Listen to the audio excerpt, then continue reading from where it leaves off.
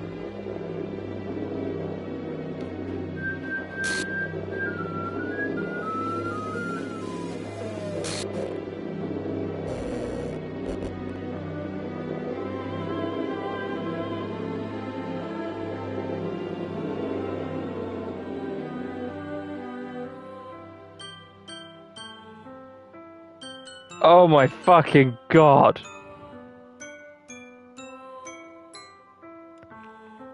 What the hell? What the hell? Is this a nightmare? It has to be. This isn't real. Hi, Socks. Fucking hell. I told her I loved her and everything. There's no way this can be real. Siri wouldn't do this. Everything was normal up until a few days ago. That's why I can't believe what my eyes are showing me. I suppressed the urge to vomit. Just yesterday, I told Siri I would be there for her. I told her I know what's best and that everything will be okay. Then why? Why would she do this? How could I be so helpless? What did I do wrong?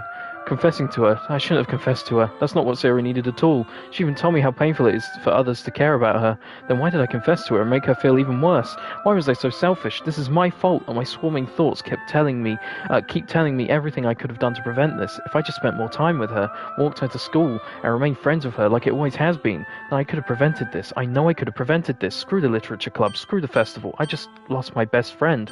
Someone I grew up with. She's gone forever now. Nothing I can do can bring her back. This isn't some game where I can reset and try something different. I had only one chance and I wasn't careful enough. Now I'll carry this guilt with me until I die. Nothing in my life is worth more than hers, but I still couldn't do what she needed from me, and now I can never take it back. Never. Never. Never, never, never, never. Jesus Christ. End. Oh.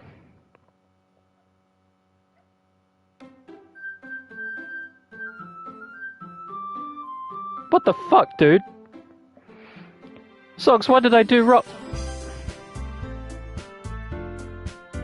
Why are there two Monica?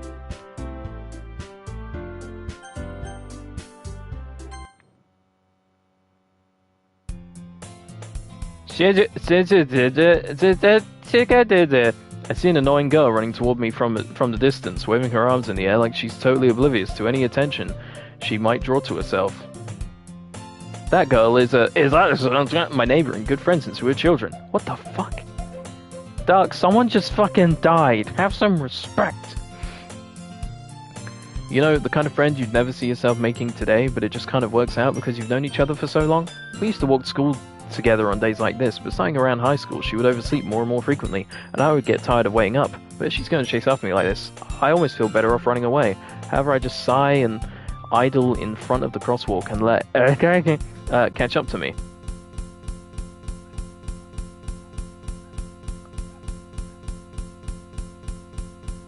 What the fuck?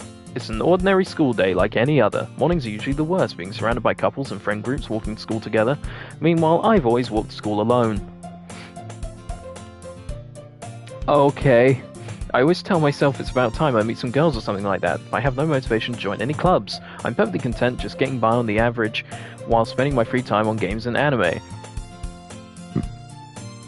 It's always the anime club, but it's not like there would be any girls in it anyway. The school day is as ordinary as ever, and it's over before I know it. After I pack my things, I stare blankly at the wall, looking for an ounce of motivation. Clubs. There really aren't any that interest me. Besides, most of them probably would be way too demanding for me to want to deal with. I guess I have no choice but to start with the anime club. Harvey? Monica? Oh, this is getting creepy.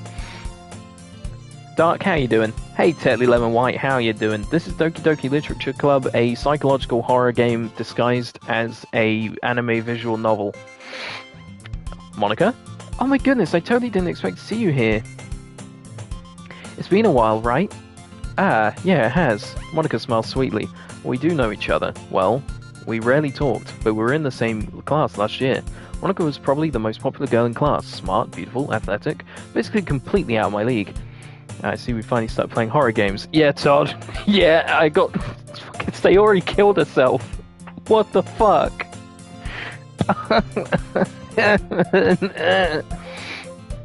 Having her smile at me so genuinely feels a little...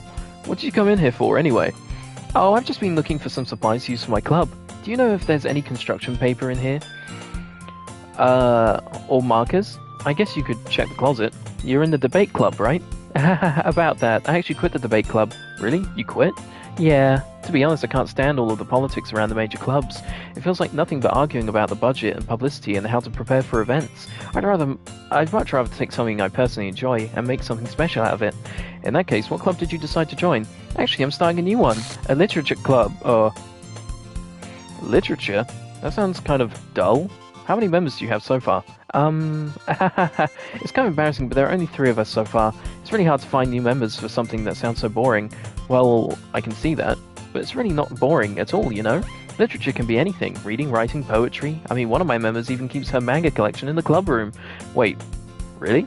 Yeah, it's funny, right? I'm doing good. This is probably the scariest game I've seen you play recently. Are you being serious, or are you taking the piss? Also, Tetley, how are you doing? She always insists that manga is literature too. I mean, she's not wrong, I guess. And besides, a member's a member, right? Did Monica say she?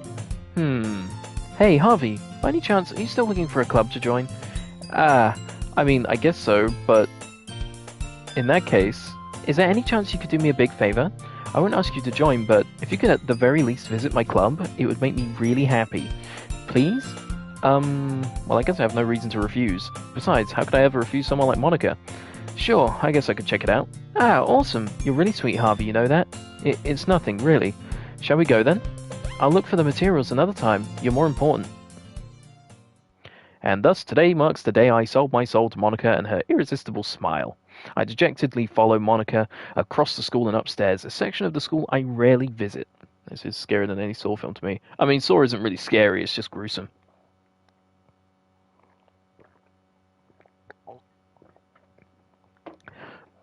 But I get you. Monica, full of energy, swings open the classroom door. I'm back. I saw that. I'm back, and I brought a guest with me. That's good. Okay. Eh? A guest? Seriously? Seriously? You brought a boy? Way to kill the atmosphere. Don't be mean, Natsuki. But anyway, welcome to the club, Harvey. All words escape me in this situation. This club is full of incredibly cute girls. Masingo is back. Who's Masingo? So let me guess. You're Monica's boyfriend, right? What? No, I'm not. Natsuki, the girl with the sour attitude, whose name is apparently Natsuki, is one I don't recognize. Her small figure makes her look like a first-year student. Anyway, this is Natsuki, energetic as usual, and this is Yuri, the vice president. Like in the old Pokemon games. Oh, I see. It's nice to meet you. Yuri, who appears comparably more mature and timid, seems to have a hard time keeping up with someone like Natsuki. Yeah, it's nice to meet both of you. So I ran into Harvey in a classroom and he decided to come check out the club. Isn't that great? Wait, Monica, didn't I tell you to let me know in advance before you brought anyone new? I was going to, well, you know... Sorry, I didn't forget that, but I just happened to run into him. I gotta be honest, I'm really nervous about all these glitches that keep happening because it makes me anxious. In that case, I should at least make some tea, right? Yeah, that would be great. Why don't you come sit down, Harvey? The girls have a few desks arranged to form a table. Yuri walks to the corner of the room and opens the closet. Meanwhile, Monica and Natsuki sit across from each other. Still feeling awkward, I take a seat next to Monica. So, I know you didn't really plan on coming here, but we'll make sure you feel right at home, okay? As president of the Literature Club, it's my duty to make the club fun and exciting for everyone. I'm surprised there aren't more people in the club yet. It must be hard to start a new club. You could put it that way. Not many people are very interested in putting out all the effort to start something brand new, especially when it's something that doesn't grab your attention, like literature. You have to work hard to convince people that you're both fun and worthwhile, but it makes school events like the festival that much more important. I'm confident that we can all really grow this club before we graduate. Right, Natsuki? I'm getting scared at every transition. Even though it hasn't happened again. Isn't the fan service expecting? Hi Mike, how you doing? I'm shitting my pants. Well, I guess. Natsuki reluctantly agrees. Such different girls, all interested in the same goal. Monica must have worked really hard just to find these two. Yuri returns to the table, carrying a tea set. She carefully places a teacup in front of each of us before setting down the teapot in the middle. You keep a whole tea set in this classroom? Don't worry, the teachers gave us permission. After all, doesn't a hot cup of tea help you enjoy a good book? I guess. Hehehe, don't let yourself get intimidated. Yuri's just trying to impress you. Eh? That's not... Insulted, Yuri looks away. I meant that, you know. I believe you. Well, tea and reading might not be a pastime for me, but I at least enjoy tea. I'm glad. Yuri faintly smiles to herself in relief. So Harvey, what kind of things do you like to read? Well, Considering how little I've read these past few years, I don't really have a good way of answering that. Manga. I mutter quietly to myself, half joking. Natsuki's head suddenly perks up. It looks like she wants to say something, but she keeps quiet. Not much of a reader, I guess. Well, that can change. What am I saying? I spoke without thinking after seeing Yuri's sad smile. Anyway, what about you, Yuri? Well, let's see. Yuri traces the rim of her teacup with her finger. My favourites are usually novels that build deep and complex fantasy worlds. The level of creativity and craftsmanship behind them is amazing to me, and telling a good story in such a foreign world is equally impressive. Yuri goes on, clearly passionate about her reading. She seems so reserved and timid since the moment I walked in, but it's obvious by the way her eyes light up that she finds her comfort in the world of books, not people. But you know, I like a lot of things. Stories with deep psychological elements usually immerse me as well. Isn't it amazing how a writer can so deliberately take advantage of her own lack of imagination to completely throw you for a loop? Anyway, I've been reading a lot of horror lately. I read a horror book once. I definitely grasped something I can relate to at the minimal level. At this rate, Yuri might as well be having a conversation with a rock. I'd expect that from you, Yuri. Every time Monica shows up, I'm scared for my life. It suits your personality. Oh, is that so? Really, if a story makes me think or takes me to another world, then I really can't put it down. Surreal horror is often very successful at changing the way you look at the world, if only for a brief moment. Ugh, I hate horror. Oh, why's that? Well, I just... Natsuki's eyes dart over to me for a split second. Never mind. That's right, you usually like to write about cute things, don't you, Natsuki? What? What gives you that idea? You left a piece of scrap paper behind last club meeting. It looked like you were working on a poem called Don't Say It Out Loud, and give that back. Fine. Natsuki, you write your own poems? Eh? Well, I guess sometimes. Why do you care? I think that's impressive. Why don't you share them sometime? No. Natsuki averts her eyes. You wouldn't like them.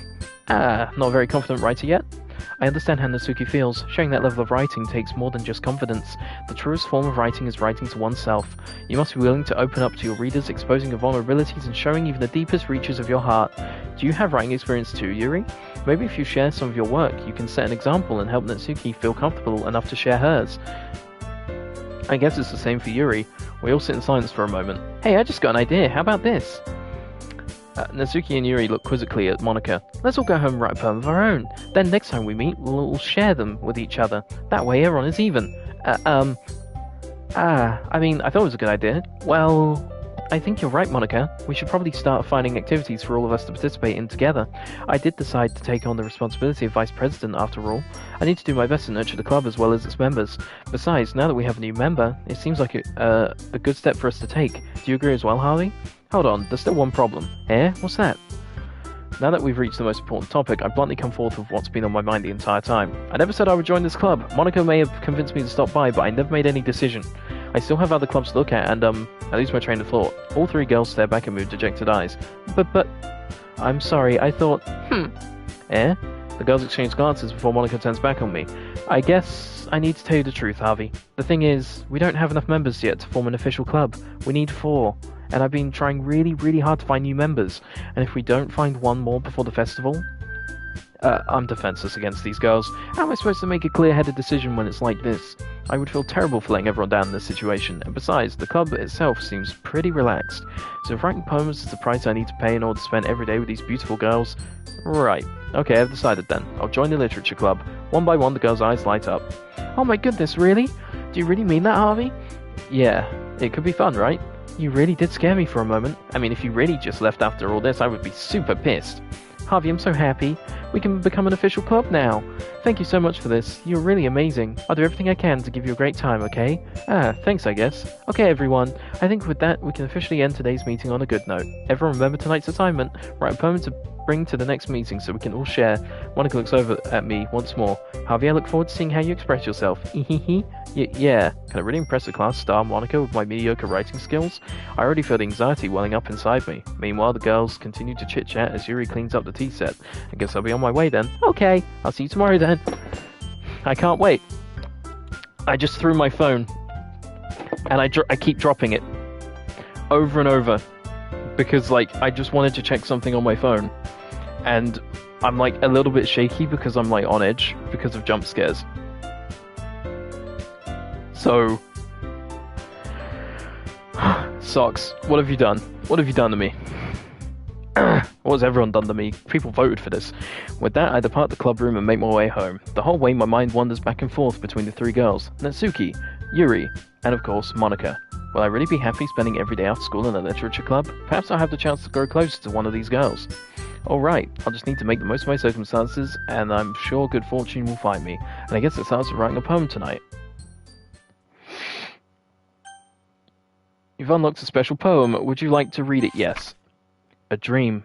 I was staying over at my friend's place. There were 4 of us. I drifted off to sleep while everyone was talking and watching TV. In my dream, I was still at my friend's house. The only difference was that there were nails sticking out the walls everywhere, and there was also someone I didn't recognize. The person I didn't recognize told a joke and everyone laughed.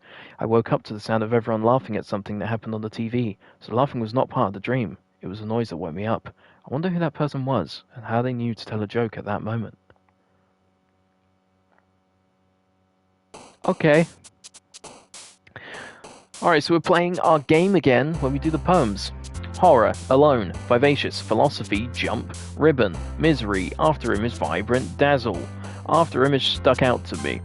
Summer, imagination, anime, wonderful, treasure, holiday, chocolate, kawaii, flying, pain. I'm thinking, wonderful. Vivid, together, question, sugar, heartbeat, adventure, email, journey, skipping, nibble. I pick nibble, puppy, poof, kitty, marshmallow, determination, play, bunny, infallible, papa, giggle. Determination, happiness, disaster, fireworks, fun, excitement, unrestrained, climax, lazy, atone, dance. Pick dance, pure, pink, shopping, destiny, inferno, raindrops, meager, incongruent, fuck, whisper and jumpy. I'm a bit jumpy, so I'm gonna pick that. Sing, sad and socks, Valentine, extraordinary, entropy, unrequited, shiny, boop, fear. I'm gonna pick socks for socks. Bouncy, marriage, bliss, flower, cute hair, variance, misfortune, rose, charm. Variance. Vanilla, lipstick, ocean, embrace, vitality, lollipop, grief, laugh, hurt, tragedy. I'm gonna pick lipstick to be different. Anger, melody, pout, hop, breathe, daydream, mouse, waterfall, heaven sent, heart. I'm picking daydream. Disoriented, death, awesome prayer, existence uncontrollable, sweet desire, unending shame. Existence, uncanny, nature cheats its own, unstable, extreme, rain cloud, smile, depression, incapable. Cheeks, precious, contamination, melancholy, portrait, wrath, scars, bubbles, electricity, time and vertigo. Gotta pick vertigo, strawberry, frightening, parfait, party, anxiety, spinning, promise, headphones, sunset, whirlwind. I like the sunset. Cry, starscape, intellectual, despise, bed, playground, disarray, clouds, vacation, games. Sunny, forgive, defeat, cage, special color, festa, peace, toil and calm. Special, warm, romance, joy, explode, family, skirt, empty, lucky, graveyard, sticky. Sticky is almost like itchy, almost like tasty. Gotta pick it. Clumsy, fluffy, blanket, amazing, love, peaceful, captive, eternity, massacre, music, massacre, effulgent, flee, crimson, passion, fantasy, secretive, whistle, dark, fireflies, and a rainbow. Secretive, nightgown, city, comfort, landscape, childhood, judgment, broken, Doki Doki, infinite, insight, judgment. Hi again, Harvey. Glad to see you didn't run away on us. Nah, don't worry. This might be a little strange to me, but I at least keep my word. Well, I'm back at the literature club. I was the last to come in, so everyone else is already hanging out. What happened to your face? Thanks for keeping your promise, Harvey. I hope this isn't too overwhelming of a commitment for you, making you dive headfirst into literature when you're not accustomed to it. Why are you doing this? Stop it. Oh, come on, like he deserves any slack. You already had to be dragged here by Monica. I don't know if you plan to just come here and hang out or what, but if you don't take us seriously, then you won't see the end of it. Why are you over the words? Why are you over the words? I can't read the words. I can't read it. Natsuki certainly Okay, Natsuki, you certainly have a big mouth for someone who keeps her manga collection in the classroom. Meh. Natsuki finds herself stuck between saying Monica and manga. Manga is literature. Swiftly defeated, Natsuki plops back into a seat. Is the classroom at an angle? To a seat. I'm sorry, Harvey. We'll make sure to put your comfort first, okay? Is the music different? I'm on edge. This is putting me on edge.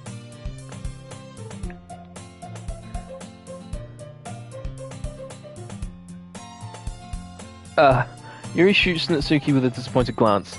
Anyway, now that you're in the club and all, perhaps you might have interest in picking up a book to read? Well, I can't really say no either way. Like I said, I'm in this club now, so it only feels right for me to do something like that, if you ask. Well, wait, I didn't mean it like that. If you don't really want to, then forget I said anything, I guess. No, it's not that, Yuri. I want to try to be a part of this club, so even if I don't read often, I'd be happy to pick up a book if you wanted me to. Are you sure? I just felt like, well, as vice president and all, that I should help you get started on something you might like. You reach into a bag and pulls out a book. I didn't want you to feel left out, so I picked out a book that I thought you might enjoy. It's a short read, so it should keep your attention, even if you don't usually read. And we could, discuss it if you wanted. This is... How is this girl accidentally being so cute? She even picked out a book she thinks I'll like, despite me not reading much.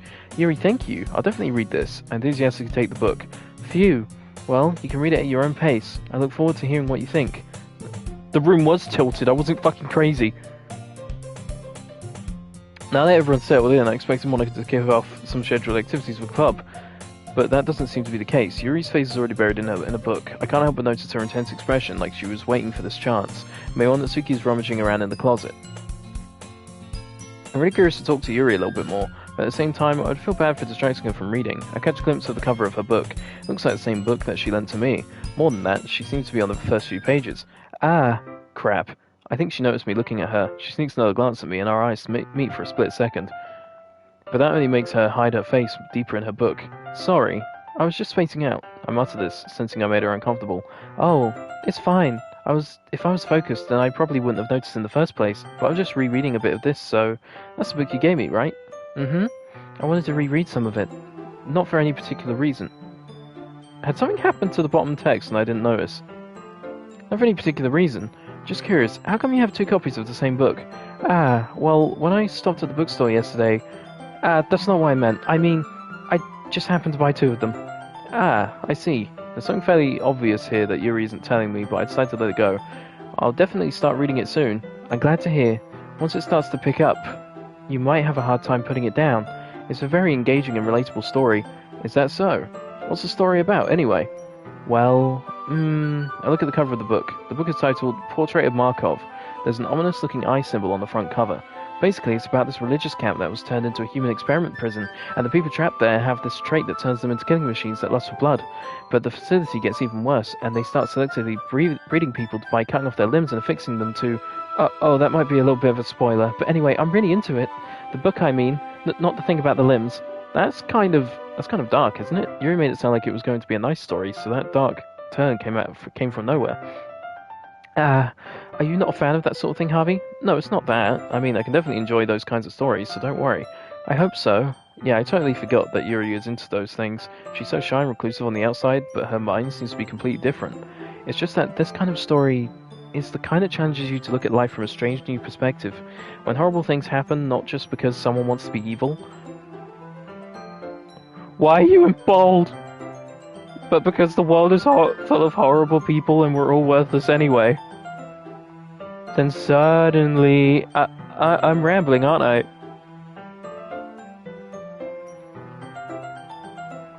I don't like this. I don't like this. I don't like this. I don't like this. Get out of my head.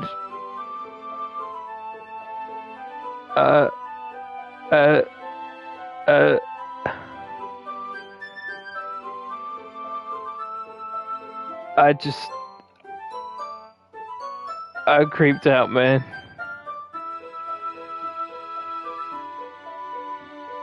I'm sending Socks a message, just saying that it's creeping me out. I needed to know. I'm rambling, aren't I? Not again. I'm sorry. Hey, don't apologize. I haven't lost interest or anything. Well, I guess it's alright then, but I feel like I should let you know that I have this problem when I let things like books and writing fill my thoughts. What the fuck? It said my whole body I kind of forget to pay attention to other people, so I'm sorry if I end up saying something strange, and please stop me if I start talking too much. I really don't think you need to worry. That just means you're passionate about reading. The least I can do is listen. It's a literature club, after all. Socks, this is doing my head in because it keeps glitching and the words keep turning black and that's true. In fact, I might as well get started reading it. Yes, I mean, you don't have to, but what are you saying? Let me just get the book. I quickly retrieved the book that I had put into my bag. Alright, it's fine if I sit here, right? I slip into the seat next to Yuri's. Yeah. Yeah, are you sure? You seem a little apprehensive. I'm sorry. It's not that I don't want you to. It's just something I'm not very used to. That is reading in company with someone. I see. Well, just tell me if I end up distracting you or anything. Alright. I open the book and start the prologue. I soon understand what Yuri means about reading in company. It's as if I can feel her presence over my shoulder as I read. I'm scared. It's not a particularly bad thing. Maybe a little distracting, but the feeling is somewhat comforting. Yuri's in the corner of my eye. I realize that she's not actually looking at her own book. I glance over. It looks like she's reading from my book instead. Oh, please get off my screen. Sorry, I was just bathing in the feeling of... What? What did it fucking say? It didn't say anything. Yuri, you apologize a lot, don't you? I do. I don't really mean to. Sorry. I mean... Here, this should work, right? I saw my desk up until it's up against Yuri's and hold my book more between the two of them. I suppose so. Yuri timidly closed her own copy. Once we each lean in a little bit, our shoulders are almost touching. It feels like my left arm is in the way, so instead I use my right hand to hold the book open. I guess that makes it kind of difficult to turn the page. Here. I don't like it. I feel like I'm gonna get jump scared by the Minecraft creeper. Yuri takes her left arm and holds the left side of the book between her thumb and her forefinger. I do the same with my right arm on the right side of the book. That way, I turn a page and Yuri slides it under her thumb after it slips to her side. But in holding it like this, we're huddled even closer together than before. It's actually kind of distracting me. It's as if I can feel the warmth of Yuri's face, and she's in the corner of my vision. Are you ready? To turn the page. Sorry. I think I got a bit distracted for a second. I glance over at Yuri's face again, and our eyes meet. I don't know how I'll be able to keep up with her. That's okay. You're not as used to reading, right? I don't mind being patient if it takes you a bit longer. It's probably the least I can do, since you've been so patient with me. Yeah. Thanks. We continue reading. Yuri no longer asks me if I'm ready to turn the page. Instead, I just assume that she finishes the page before me, so I turn it by my own volition. We continue the first chapter in silence. Even so, turning each page almost feels like an intimate exchange. My thumb gently letting go of the page, or letting it flutter over to her side as she catches it under her own thumb. Hey, Yuri. This might be a silly thought, but the main character kind of reminds me of you a little bit. No, I don't relate... No, I don't relate to this character at all. Definitely not. Really? I was just thinking the way she second guesses at things she says and all that. That's what you're talking about. Sorry, I thought you meant something else about her. Something else? Never mind. We didn't even get that far yet, so I don't know why that came into my head. Yuri, are you feeling alright? Yuri's been a little fidgety ever since we started reading. You can rest if you're feeling sick or something. Your breathing is a little... Am I breathing? Yuri puts her hands on her chest as if to feel her heartbeat. I didn't even notice. Anyway, I'm fine. I just need some water. Alright, don't push yourself. Yuri stands up and practically rushes out of the classroom. What on earth was that about? Harvey? Did something happen just now? I have no idea. Yuri was acting a little strange, I guess. So you don't know anything. Sorry, I can't say I do. Are you worried about her? Oh, no, not really. I was just making sure that you didn't do anything to her. No, nothing. Don't worry, I believe you, silly. Yuri just does this sometimes, so it's nothing alarming. Alright, if you say so. Anyway, why don't we start with sharing our poems with each other? Shouldn't we wait for Yuri? Well, she might be a while, so I just figured we'd get started without her. Is that okay? Yeah, I was just asking. I stand up. I make a mental note of where I left off in the book, then slip it back into my bag. Who should I show my poem to first? Natsuki, because I don't want to talk to Monica. I told Natsuki I was interested in poems yesterday. It's probably only fair if I shared mine with her first. Well, it's about what I expected from someone like you. That's a little blunt. Well, excuse me. It's not like I said it was bad. It just didn't evoke any emotions. So basically, it's not cute enough for your tastes. Do you want to get smacked? I'll pass. Well, anyway, I guess I need to show you mine. Not that you'll like it. Eagles can fly, monkeys can climb, crickets can leap, horses can race, owls can seek, cheetahs can run, eagles can fly, people can try, but that's about it. Damn. It's the stupid poem that I called stupid, and it's not actually because it actually hits different. Yeah, I told you you weren't gonna like it. I like it. What? Just be honest. I am. Why are you so convinced that I wouldn't like it? Well, because everyone in high school thinks that writing has to be all sophisticated and stuff, so people don't even take my writing seriously. But isn't the point of poems for people to express themselves? By the way, you guys won't know this, but I've actually moved really far back in my chair. I'm like nowhere near the screen right now because I'm scared. Your writing style wouldn't make your message any less valid. Yes, exactly. I like when it's easy to read, but it hits you hard. Like in this poem. Seeing everyone around you do great things can be really disheartening, so I decided to write about it. Yeah, I understand. But the other nice thing about simple writing is that it puts more weight on the wordplay. Like I set up for a rhyme at the end, but then made it fall flat on purpose. It helps bring out the feeling in the last line. So you did. I guess more went into it than I realized. That's what it means to be a pro. I'm glad you learned something. I didn't expect that from the youngest here, did you? Yeah, I guess not. I decided to humor her with that last comment. I don't really care how old everyone is, but if Natsuki is feeling proud, then I won't take that away from her. I don't want to talk to Monica. Please don't make me talk to Monica. Please. Please. Please.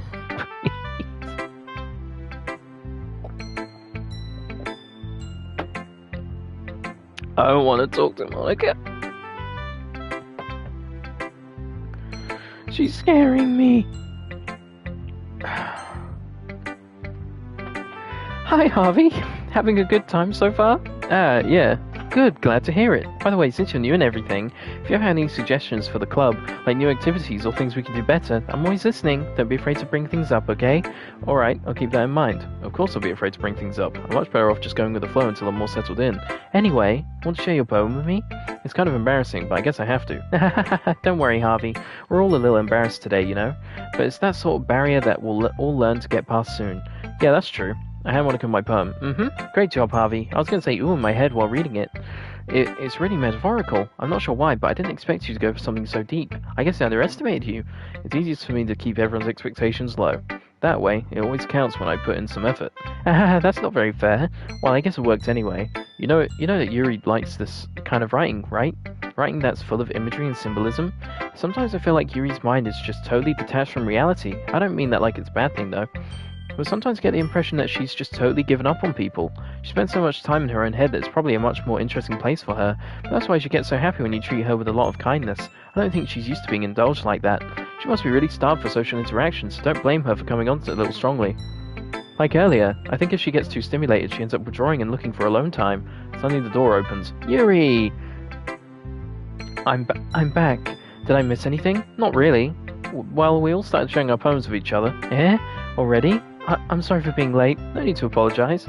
We still have plenty of time, so I'm more glad that you took all the time you needed. Oh, alright. Thanks, Monica. I suppose I should go get my poem now. Anyway, do you want to read my poem now? Don't worry, I'm not very good. You sound pretty confident for someone who claims to not be very good. Well, that's because I have to sound confident. That doesn't mean I always feel that way, you know?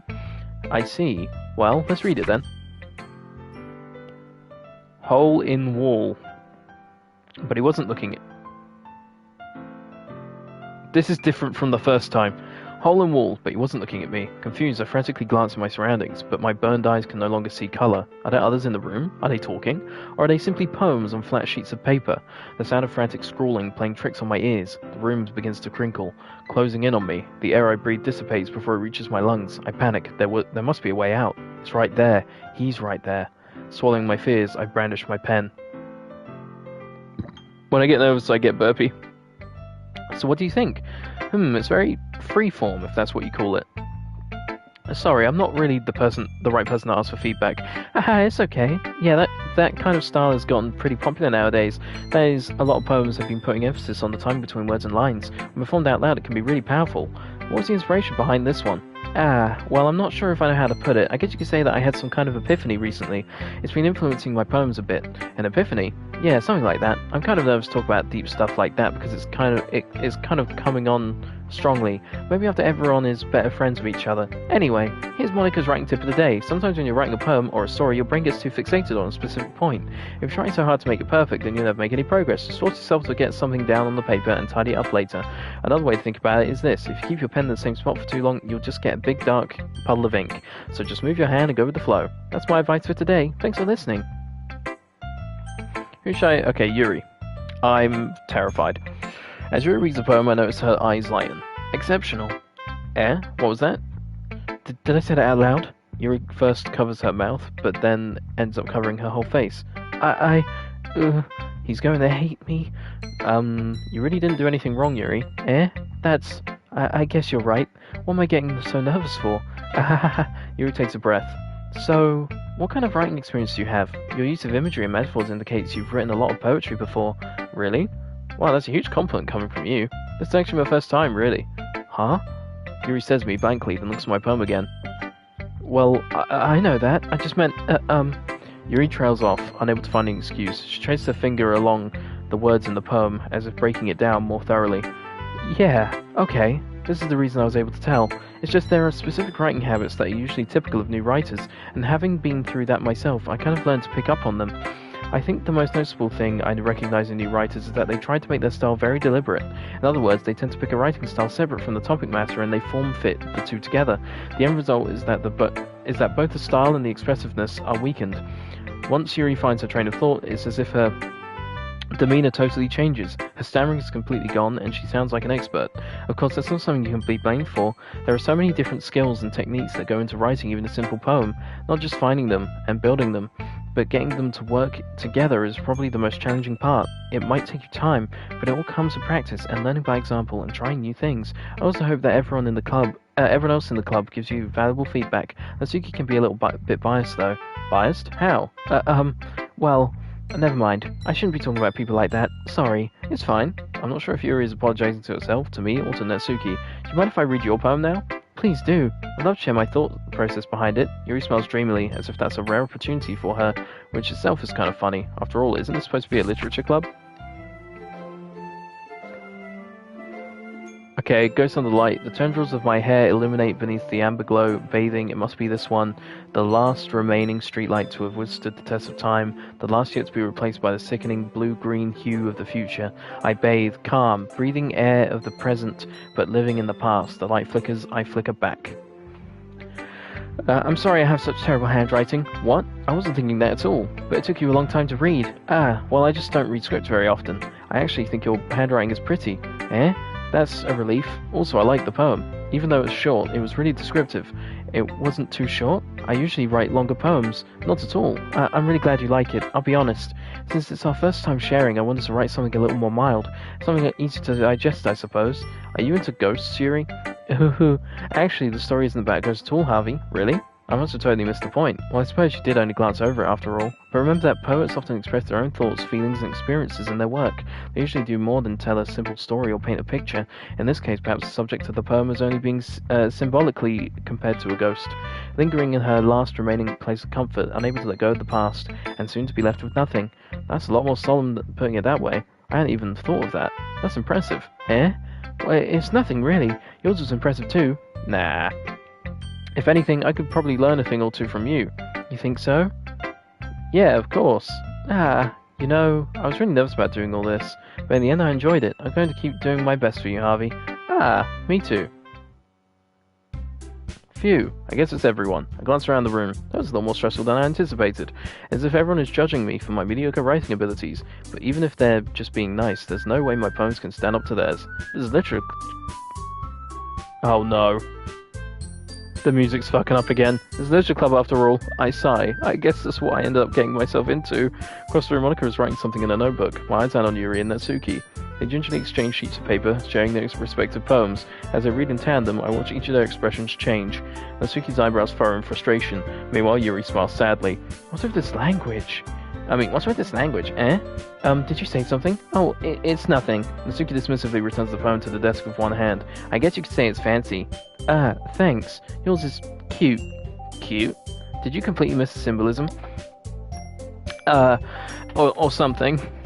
It's clearly about the feeling of giving up. How can that be cute? I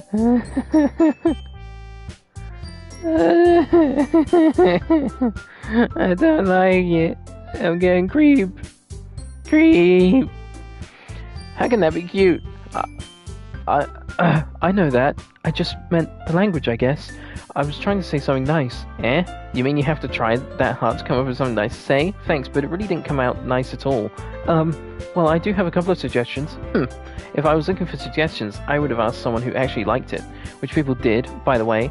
Monica liked it, and Harvey did too. So based on that, I'll gladly give you some suggestions of my own. First of all, excuse me, I appreciate the offer, but I've spent a long time establishing my writing style. I don't expect it to change anytime soon, unless of course I come across something particularly inspiring, which I haven't yet. And Harvey liked my poem too, you know. He even told me he was impressed by it. Natsuki suddenly stands up. Oh? I didn't realize you were so invested in trying to impress our new member, Yuri. That's not what you're just... Yuri stands up as well. Maybe you're just jealous that Harvey appreciates my advice more than he appreciated yours. Huh? And how do you know he didn't appreciate my advice more? Are you that full of yourself? No. If I was full of myself, I would deliberately go out of my way to make everything I do overly cutesy.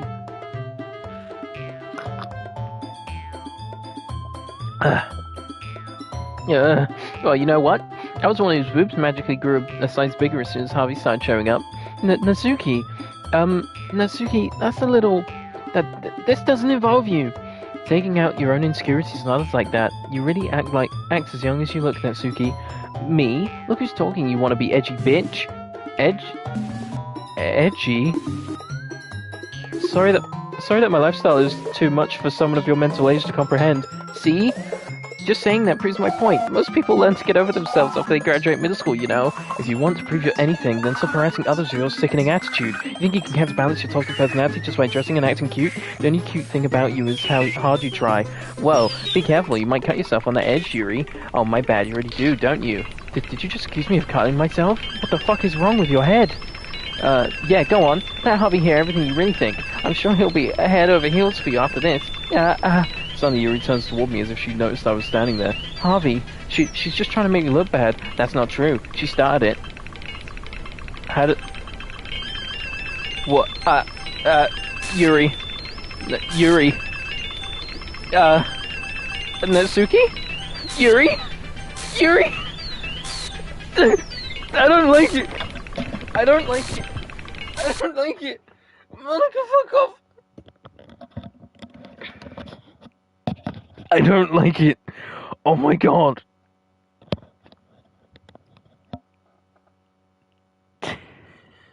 I get really creeped out when things get bigger than they're supposed to be. I'm not even kidding. When something is getting really big and it's been a certain size for a while, and it suddenly gets really big, I get very, very, very anxious. Hey, Harvey, why don't we step outside for a little bit, okay? Sorry about that. They really shouldn't have tried to get you involved. It's probably better for us to stay out of this. We'll go back inside once they're done yelling. Some present I am, right? I can't even confront my own members properly. I just wish I was able to be a little more assertive sometimes, but I never have it in me to put my foot down against others. You understand, right? Sucks, I literally took my headphones off during that close-up bit because I was... You understand, right? Anyway, if this makes you want to spend this time with the others, then that's fine. I'd be happy to spend time with you instead. Suddenly Natsuki runs out of the classroom. She quickly runs away. Oh dear. Well, looks like they're done. I didn't mean it. I didn't mean it. I didn't mean it. Yuri is rocking back and forth in her desk with her palms on her forehead. Yuri? I didn't mean it. I believe you. I have no idea what Yuri might have said to Natsuki. Or did. Harvey, please don't hate me. Please. I'm not like this. There's something wrong with me today. It's fine, Yuri. We know you didn't mean it. Besides, I'm sure Natsuki will forget all about it by tomorrow.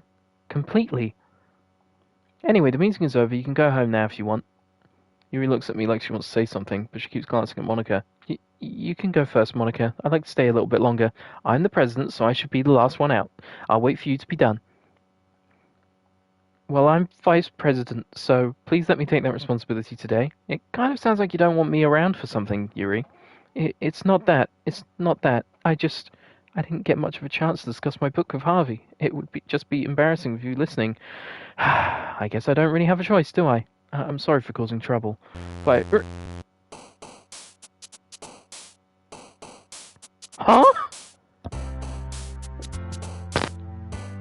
Can I just say, from what it was inferred, Monica told Sayori to kill herself.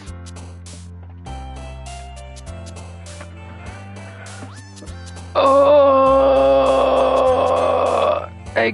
It took away my saves? Oh my god. Hey guys, I'm going to bed. Good night. I'm not reading all of these anymore. I'm just gonna start picking things. Prayer, headphones, anime, graveyard, sparkle, party, determination, crimson, lust, hop, cheeks, contamination, imagination, electricity, papa, fireworks, disaster, whirlwind, Olympic extraordinary, and then broken.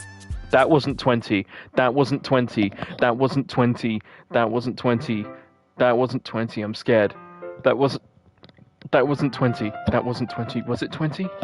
I don't know. Another day passes, and it's time for the club meeting already. I've gotten a little more comfortable here over the past couple of days. Entering the club room, the usual scene greets me. Welcome back, Harvey. Hi, Yuri. I'm not sure if it's me or if it's Yuri's expression, but the weight of yesterday's scroll still hangs in the air. Yuri glanced over her shoulder, looking around the room. Natsuki is reading manga at a desk, and surprisingly, Monica isn't here yet. Suddenly, Yuri takes my arm and pulls me to the corner of the room. About yesterday, I really need to apologize. Nothing like that has ever happened before, and something just came over me, I guess. I wasn't acting mentally sound. Please don't think we're usually like this. Not just me, but Natsuki as well. Yuri, I'm happy that you were considerate and apologized. You don't have to worry too much. Even though I've only been here a couple of days, I could tell something was off yesterday. Maybe we were just a little extra sensitive because it was our first time sharing poems. But whatever it was, it didn't make me think any less of you.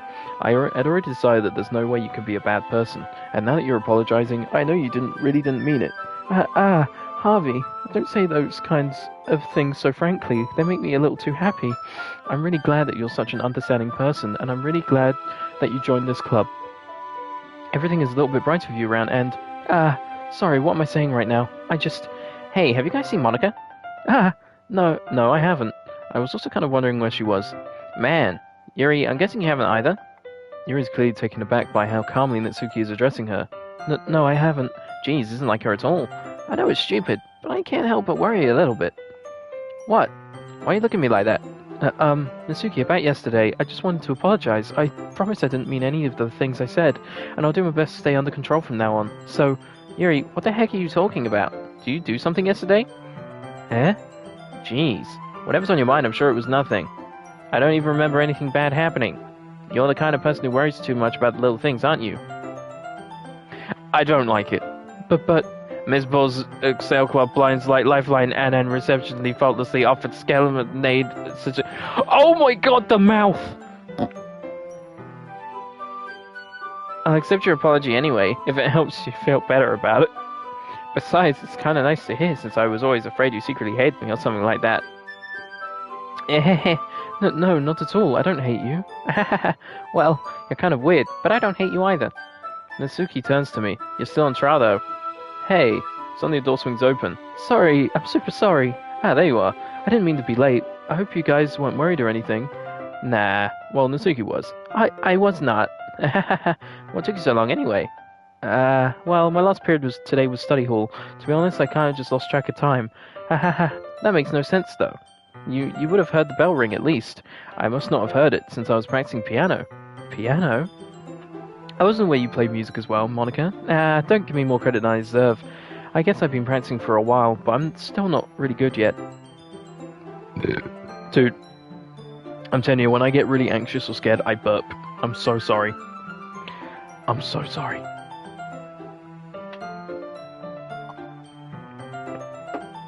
Still, that must require a lot of dedication. So I'm still impressed. Well thanks, Yuri. You should play something for us sometime. Monica looks at me. Well, I am working on writing a song, but it's not quite done yet. Maybe once I get a little bit better, I will. That sounds cool. I look forward to it. Is that so? In that case, there's a line in this that I say all the time, but I don't know if I passed it yet, so I'll mention this at a later time. Okay, understandable. I'm actually feeling really fucking fucked right now, like, I'm on edge. In that case, I won't let you down, Harvey. Monica smiles sweetly. I didn't mean any pressure or anything like that. Don't worry. I was hoping that I could share it with you. Anyway, I guess that's why I've been practicing so much recently. I see. I'm not sure if Monica was referring to the whole club or just me. In that case, best of luck. Thanks. So I didn't miss anything, did I? Not really. I choose not to bring up anything that the three of us talked about. Besides, Natsuki has already run off into the closet. Harvey, since your compliments put me in a good mood, I was wondering if you would like to spend some time together today. I mean, in the club. Yeah, definitely. I planned on it anyway. Okay, can we start now? Let's find a place to sit. I'm being a little forceful, aren't I? I'm sorry. My heart just won't stop pounding for some reason. Don't worry about it. If anything, it's nice to see you have so much energy. Yeah, but I need to try to calm down. I won't be able to focus on reading like this. Take your time. By the way, when it said about her cutting, I kind of had a feeling when it had that whole thing of her rolling down her sleeves when my character was out of the room. So it didn't surprise me, but still, it was... Yuri takes a deep breath and pulls a copy of the book out of her bag. Actually, I have a request. Do you mind if I make some tea first? Not at all. Thanks very much. If there's one thing that can make my reading time here any better, it's a nice cup of tea, not to mention for yourself as well. Yuri stands up and makes her way to the closet. I follow and watch as she retrieves a small water pitcher from the shelf, the kind with a filter inside. Can you hold this for a second? Sure. Yuri hands me the water pitcher and also fetches an electric kettle. I'm going to plug this in at the teacher's desk, and then I'll go get some water. She walks past me and sets the kettle down on the teacher's desk. I simply watch her movements. To my surprise, the way she moves really contrasts her speaking mannerisms, especially because of her long legs. Yuri appears elegant and methodical. Okay, may I have the water pitcher? Thanks. I'll be right back. I might as well walk with you. That's okay. You stay here. It won't take long. Pitcher in hand, Yuri hurries out of the classroom. Did Yuri leave you again? No, it's not like that this time. She's just filling up the water pitcher to make tea. Oh, okay. Sorry for misunderstanding. 10 minutes pass. Yuri said it wouldn't take long. Is something holding her up? I'm bored just waiting here, so I decide to go look for her. Oh no. Let's see, the most logical place for Yuri to be would be the nearest water fountain. I start heading down the hallway. Ha, ha, ha, ha. What's that noise? It's coming from around the corner. It sounds like breathing. Keh. Jump in here like someone is sucking the air through their teeth. Are they in pain? I reach the corner and peer around it. Yuri? Keh. Oh. What the fuck? That's a lot of cuts. Ah!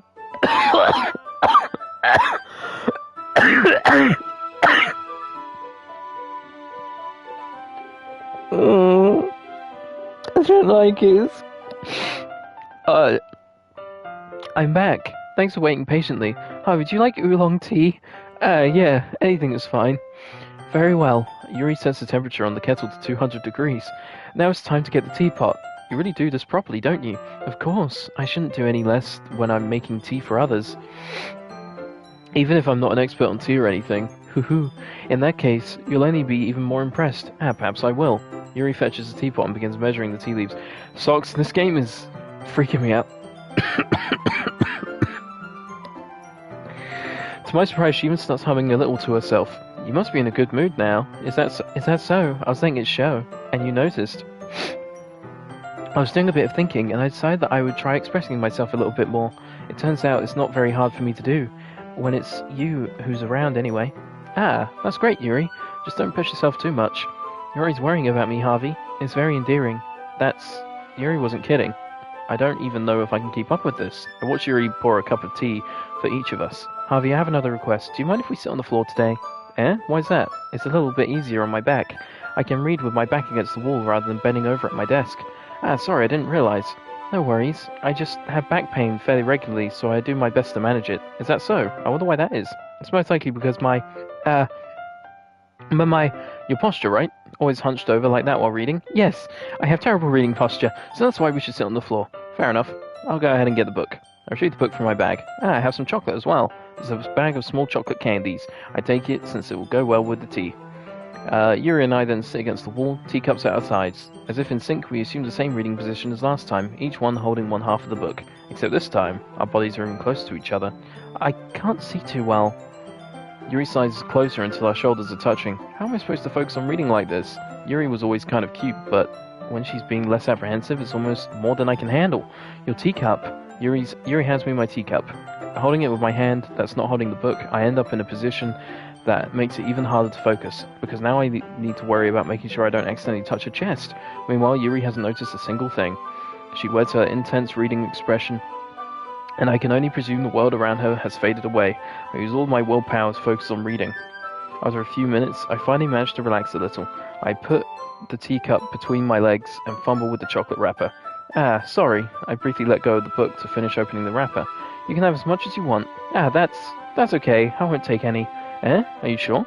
Well, if I touch it, then it might get smudges on the pages. Ah, you're right. I didn't even think about that. My bad. No need to apologize. I'll hold the book, okay? Are you sure? Of course. Yuri opens the book with both hands. She holds it so that I don't have any harder of a time reading from it. But as a result, her left arm is practically resting on top of my leg. Well, in that case, Yuri is already totally focused on reading again. I take a chocolate candy and pop it into my mouth. Then I take another chocolate, and I hold it up to Yuri. She doesn't even look away from the book. She simply parts her lips as if this situation was completely natural. But that means I can't stop here. I apprehensively place a chocolate in her mouth. Just like that, Yuri closes her lips over it. Eh? Yuri's expression suddenly breaks. Did I just... Yuri looks at me like she needs to confirm what just happened. Harvey. Sorry. I guess I shouldn't have done that. Where's the music? Where's the fuck it... Yuri starts to breathe heavily. I can't. Harvey. Suddenly Yuri forcibly grabs my arm and jerks me to my feet. My teacup gets knocked over. Harvey. My heart. My heart won't stop pounding, Harvey. I can't calm down. I can't focus on anything anymore. Can you feel it, Harvey? Yuri suddenly presses my hand against her chest. Socks, do I need to take my headphones off because I'm getting freaked out? I don't want to get, hit with a giant jump scare. Why is this Oh god, why is this happening to me? I feel like I'm losing my mind. I can't make it stop. It even makes me not want to read. I just want to look at you.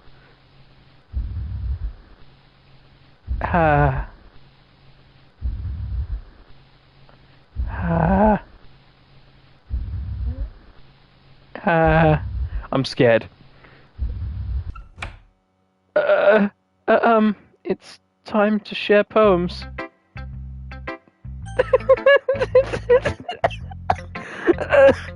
I didn't think it would be this fucking nerve-wracking.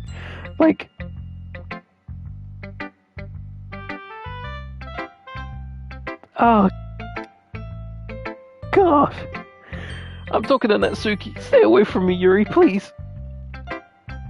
Well, it's not really any worse than your last one, but I can't really say it's better either. Phew. Huh? Phew what? Well, anything that isn't a train wreck I'll take as a win. And I get the feeling you're probably the most critical. Hey, what makes you... Wait, maybe that was a compliment. Glad to see someone recognizes my experience. Well then, keep practicing, and maybe you'll be as good as me someday. Something tells me that Suki completely missed the point. Just make sure you find a little bit of influence from everyone. I think you're at least being influenced by Yuri a little bit, aren't you? I mean, I know you've been, spending more time with her or whatever. But, Monica and I are just as good as her. At poems, I mean. So you should really learn try to learn something, or you'll never get better. Here's the one I wrote. I'll make sure you learn something from it. Alright, this is the one about spiders. I'll read it anyway, just because. Amy likes spiders. You know what I heard about about Amy? Amy likes spiders. Icky, wriggly, hairy, ugly spiders. That's why I'm not friends with her. Amy has a cute singing voice. I heard her singing my favorite love song. Every time she sang the chorus, my heart would pound to the rhythm of the words, but she likes spiders. That's why I'm not friends with her. One time I hurt my leg really bad. Amy helped me up and took me to the nurse. I tried not to let her touch me. She likes spiders, so her hands are probably gross. That's why I'm not friends with her. Amy has a lot of friends. I always see her talking to people. She probably talks about spiders. What if her friends start to like spiders too? That's why I'm not friends with her. It doesn't matter if she has other hobbies. It doesn't matter if she keeps it private. It doesn't matter if it doesn't hurt anyone. It's gross. She's gross. The world is better off without spider lovers. And I'm going to tell everyone. Yeah, Natsuki's poems are quite good. I love them. Not bad, right? It's quite a bit longer than yesterday's. Yesterday's was way too short. I was just warming up. I hope you didn't think that was the best I could do.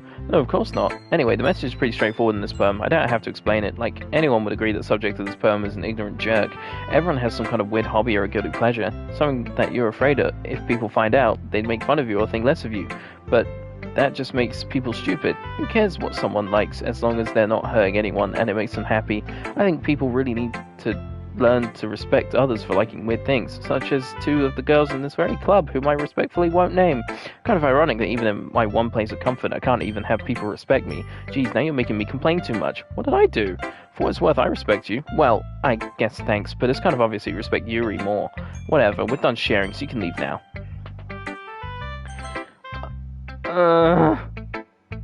I'm scared of Yuri now. I've been waiting for this. Let's see what you've written for today. Yuri says the poem with a surprised expression on her face. Do you like it? Harvey, this one might be even better than yesterday's. How did you even pick up on this so quickly? Just yesterday I was telling you the kind of techniques worth practicing. Maybe that's why. You did a good job explaining. I really wanted to try giving it more imagery. Yuri visibly swallows. Even her hands appear sweaty. That makes me so happy. It's so amazing to feel like I'm valued, Harvey. Everything that you write is a treasure to me. My heart pounds just holding it. I want to write a poem about this feeling. Is that bad, Harvey? I'm not being weird, right? I'm having a harder time than usual at concealing my emotions. I'm kind of embarrassed. But right now, I just want you to read my poem too, okay? Wheel. Oh, what the fuck? Wheel. A rotating wheel turning on axle. Grinding. Bolt head, linear gearbox, falling sky, 7 holy stakes, a docked ship, a portal to another world, a thin rope tied to a thick rope, a torn harness, parabolic gearbox, expanding universe, time controlled by slipping cogwheels, existence of God, swimming with open water in all directions, drowning, a prayer written in blood, a prayer written in time-devouring snakes with human eyes, a thread connecting all living human eyes, a kaleidoscope of holy stakes, exponential gearbox, a sky of exploding stars, God disproving the existence of God, a wheel rotating in 6 dimensions, 40 gears and a ticking clock. A clock that ticks 1 second for every rotation of the planet. A clock that ticks 40 times every time it ticks, every second time. A bolthead of holy stakes tied to the existence of a docked ship to another world. A kaleidoscope of blood written in clocks. A time-devouring prayer connecting a sky of 40 gears and open human eyes in all directions. Breathing gearbox, breathing bolthead, breathing ship, breathing portal, breathing snakes, breathing God, breathing blood, breathing holy stakes, breathing human eyes, breathing time, breathing prayer, breathing sky, breathing wheel. I don't want to click continue, but it doesn't really matter what it's about. My mind has been a little hyperactive lately, so I had to take it out on your pen. That is, a pen fell out of your backpack yesterday, so I took it home for safekeeping, and I just really like the way that it writes, so I wrote this poem with it, and now you're touching it. I'm okay. What did I just... Can we pretend this conversation never happened? You can keep the poem, though. I don't... Monica, please don't do this. Harvey, I think I saw something I think you saw something earlier that you weren't supposed to see. When she was jerking with your pen? Wait, what? Is that what that meant? Oh. I don't know these things. Dude, I have been told I have a very innocent mind. And... Oh god. Harvey, I think you saw something earlier that you weren't supposed to see. I didn't want to have to tell you this, but I don't think I have a choice. It's getting kind of dangerous for you to spend so much time with Yuri. I don't know why, but she seems pretty easily excitable when she's around you, which shouldn't be a problem in itself, but when Yuri gets too excited, she finds a place to hide and starts cutting herself with a pocket knife.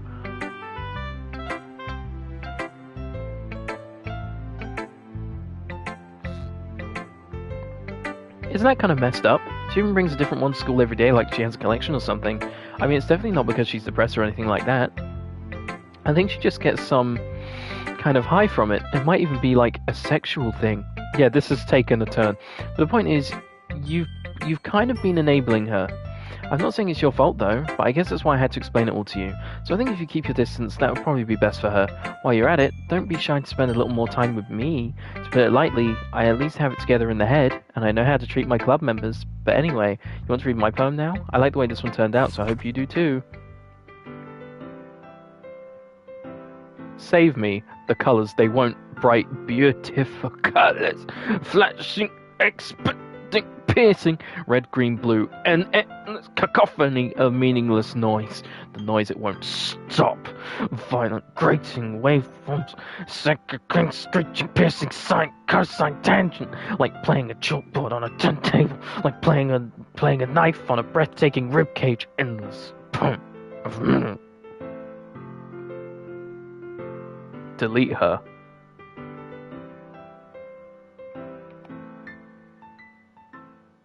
Where's the fucking text? Oh, my chest. I had a chest pain with that. Sorry, I know it's kind of abstract. I'm just trying to, well, never mind. There's no point in explaining. Anyway, here's Monica's rank tip of the day. Sometimes you'll find yourself facing a difficult decision. When that happens, don't forget to save your game. You never know when, who am I talking to? Can you hear me? Tell me you can hear me. Anything. Please help me, okay? That's my advice for today. Thanks for listening. Yeah, I'll read the special poem. I can't convince myself to go to therapy when I'm the happiest I've ever been. I'd rather keep this up until I blow my cover and someone takes me to the emergency room. I'm out. I'm leaving.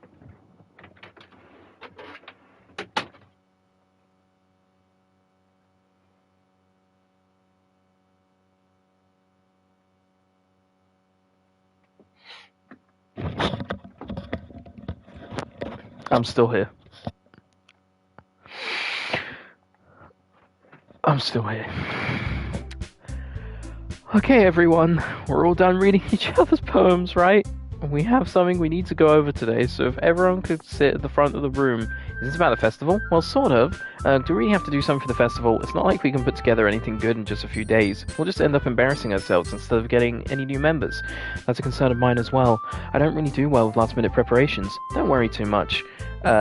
We're going to keep it simple, okay? Look, I know everyone's been a little more lively ever since Harvey joined, and we've started with some club activities, but this isn't time for us to become complacent.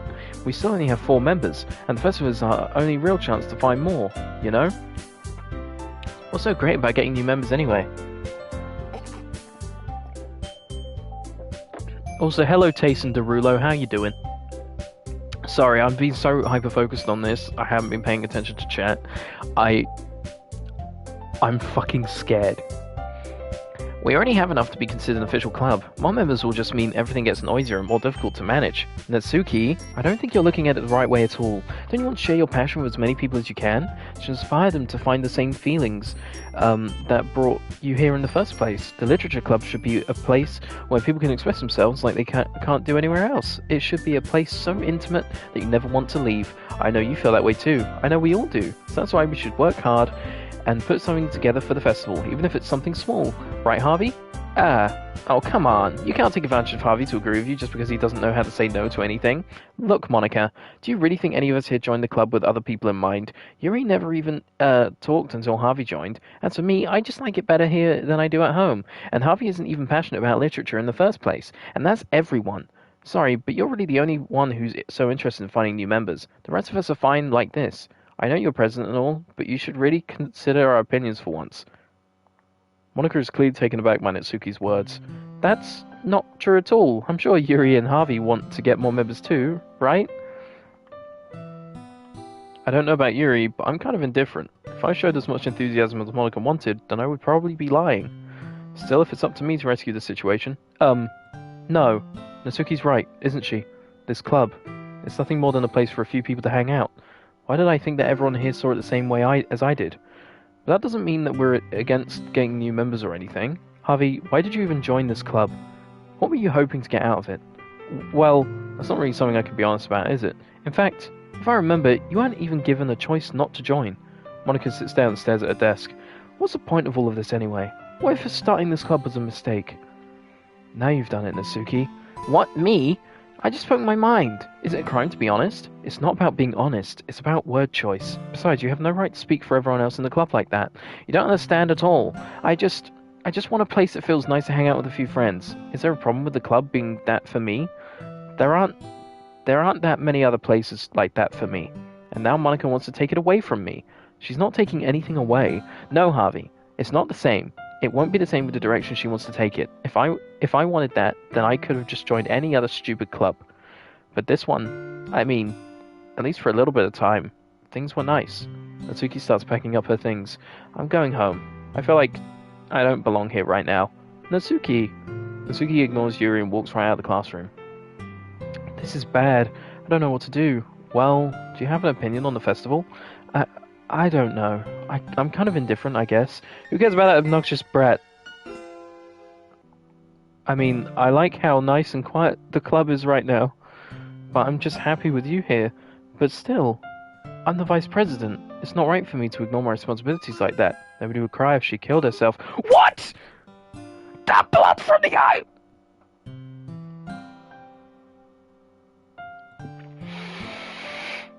I read the thing without reading it first. I should do my best to consider everyone's perspective and make the decision that's right for the club. But what about you, Harvey? What do you want to get out of this club? You repeat the same question as Monica. I decide giving an indirect answer is better than nothing. I think the most important thing is for everyone to get along, and for the club to provide something that you can't get anywhere else. I don't think it's about how many members, but rather the quality of each member. That's what will end up making the literature club a special place. I see. I really agree with you. Each member contributes their own qualities in a special way. With each change in members, the identity of the club as a whole will change too. Yeah, this is great to play before bed. I have very vivid dreams. Very vivid dreams. I don't think that's necessarily a bad thing. Stepping out of your comfort zone once in a while. So if you would like to help Monica with the festival, then I'm on your side as well. Alright, well maybe we can all talk to Natsuki tomorrow. Yuri nods. Hey, Yuri... Eh? I know things were a little awkward yesterday, but I feel like you deserve to know that I still think you're a wonderful vice president. And also a wonderful friend. Monica, I want to do everything I can to make this the best club ever, okay? Me too. Yeah, let's all go home for today. We'll talk about the festival tomorrow. Okay, I look forward to it. Shall we go, Harvey? Please don't take this the wrong way, but I'm going to chat a little bit with Harvey before we leave. Just see what he thinks of his time here and all that. It's important to me, as president. Yuri looks a little troubled, but she doesn't protest. Okay, I trust your judgment, Monica. In that case, I'll see the two of you tomorrow. See you tomorrow. Monica waves as Yuri exits the classroom. Phew, things have been a bit hectic lately, haven't they? Harvey, I just want to make sure that you're enjoying your time at this club. I would really hate to see you unhappy. Is it? Oh no, it's happening again. I kind of feel like I'm responsible for that as president. I really do care about you, you know? I don't like seeing the other girls give you a hard time. With how mean Natsuki is and everything. And Yuri being a little bit, you know, sometimes it feels like you and I are the only real people here. You know what I mean? But it's weird, because in all the time you've been here, we've hardly gotten to spend any time together. I mean, I guess it's technically only been a couple of days. Sorry, I didn't mean to say anything weird. There are just some things I've been hoping to talk about with you. Things I know only you could understand. So that's why... Wait, not yet. No! Stop it!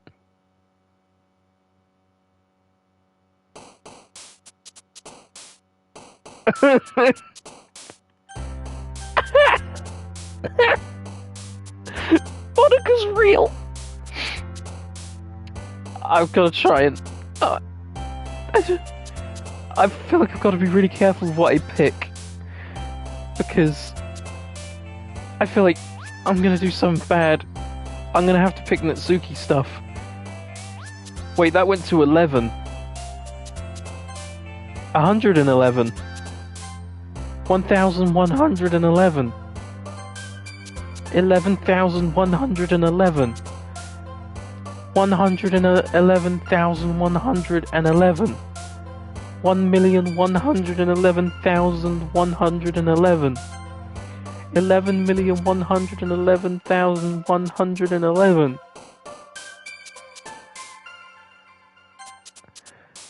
I'm not reading it anymore. Wait. What the fuck was that? Who was that? Who was there at the bottom? I saw you.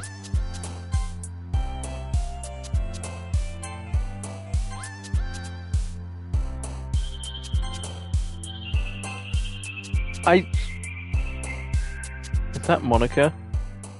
Was that Monica?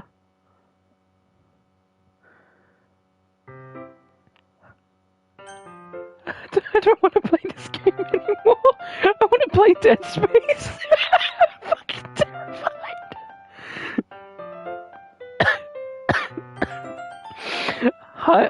Hi, Harvey. I've been waiting for you. Are you ready to continue reading? I brought my best tea today. Monica, I told you not to.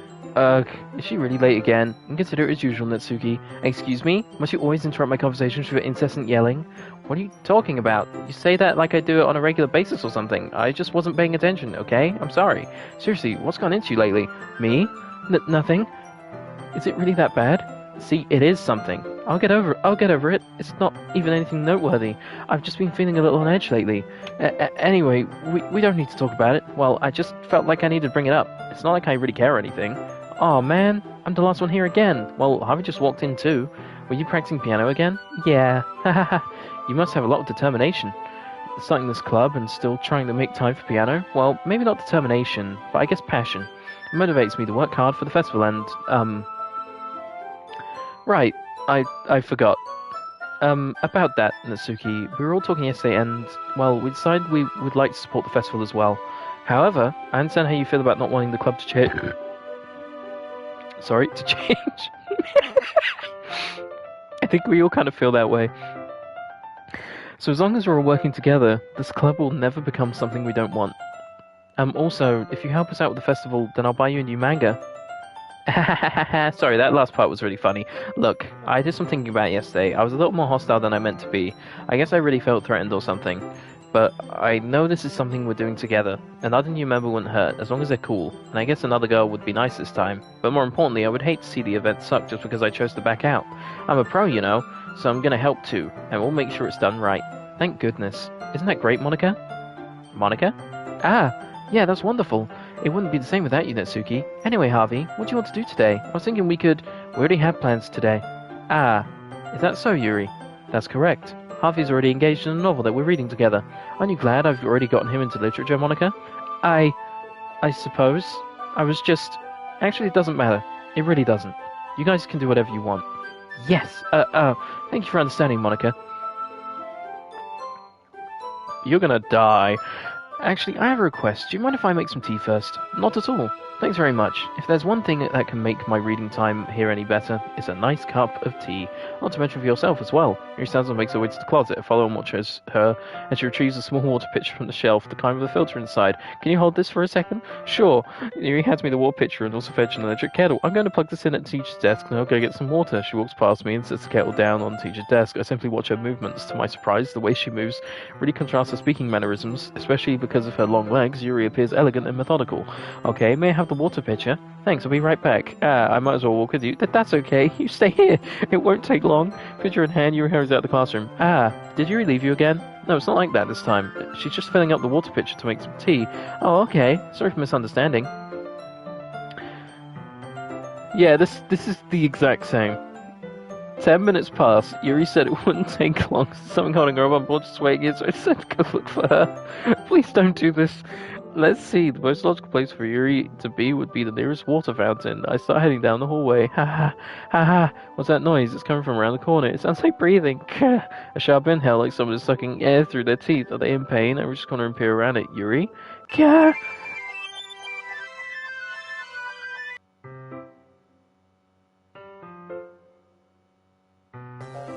Ah!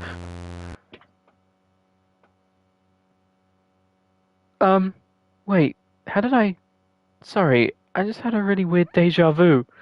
This hasn't happened before or anything, right? My head's been a little fuzzy lately. I hope it hasn't really been shown or anything. I'd hate for you to think I'm weird just after we start spending time together.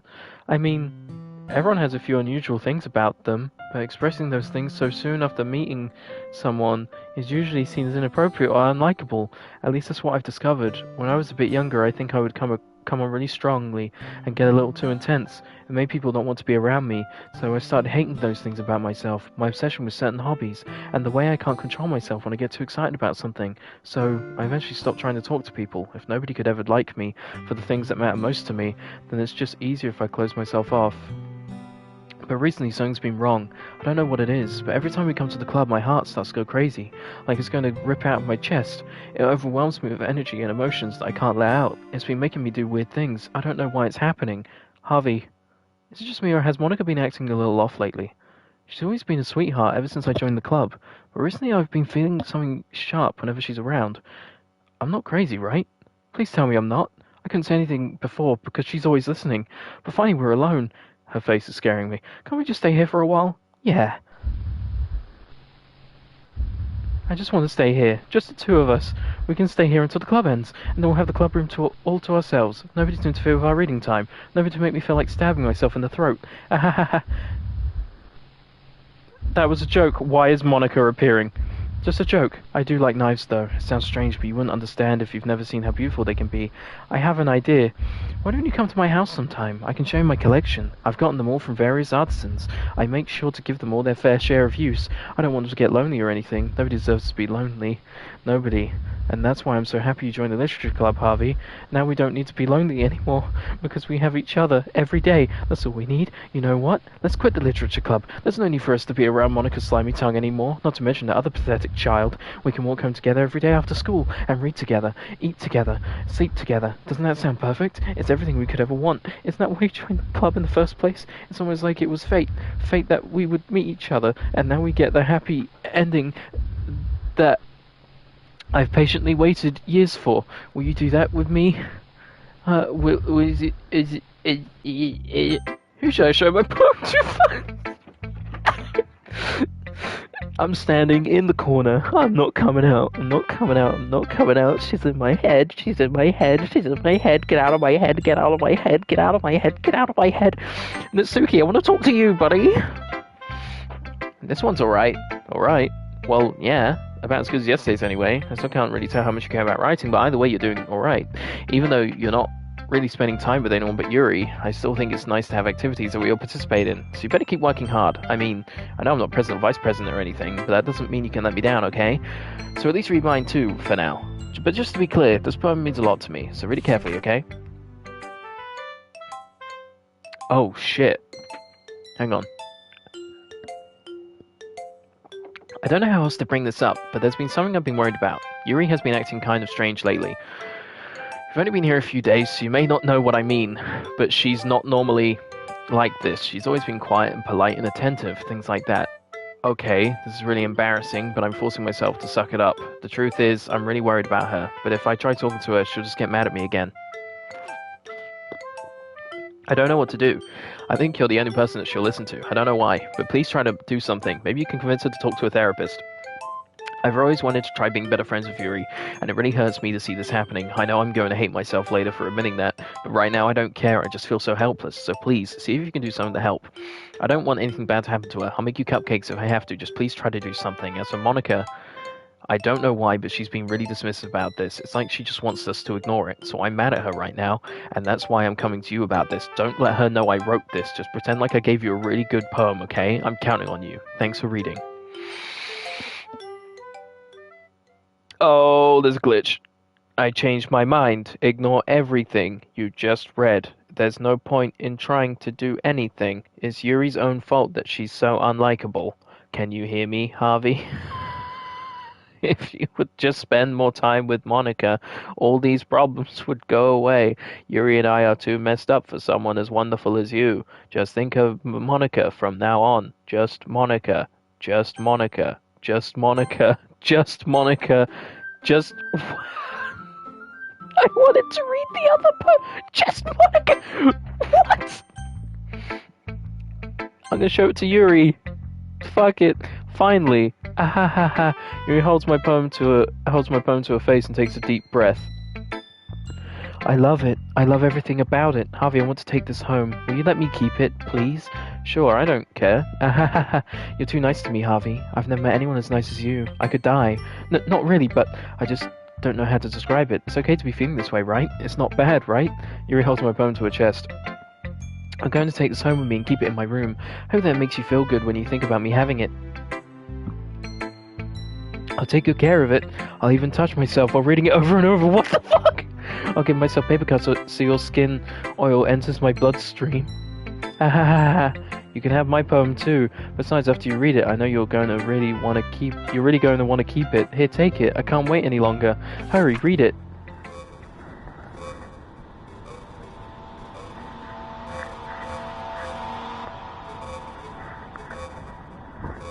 Do you like it? I wrote it for you. In case you couldn't tell, the poem is about More importantly, I've endowed it with my scent. See, aren't I the most thoughtful person in the club? I think I'm going to vomit.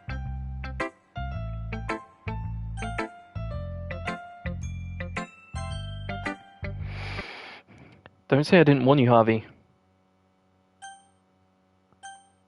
Yes? Things I like about Papa. I like when Papa comes home early. I like when Papa cooks me dinner. I like when Papa gives me allowance. I like when Papa spends time with me. I like when Papa asks me about my friends. I like when Papa asks me about anything. I like when Papa gives me lunch money. I like when Papa comes home from sundown. I like when Papa cooks. I like when Papa gives me privacy. I like when Papa doesn't tell me how to dress. I like when Papa doesn't comment on my friends. I like when Papa doesn't comment on my hobbies. I like when Papa comes home without waking me up. I like when Papa keeps food in the house. I like when Papa uses his inside voice. I like when Papa leaves my stuff alone. I like when Papa accidentally drops coins in the couch. I like when Papa is too tired to notice me. I like when Papa is too tired for anything. I like when Papa is too tired for anything. I can't tell whose poem this is because I never clicked the Papa option.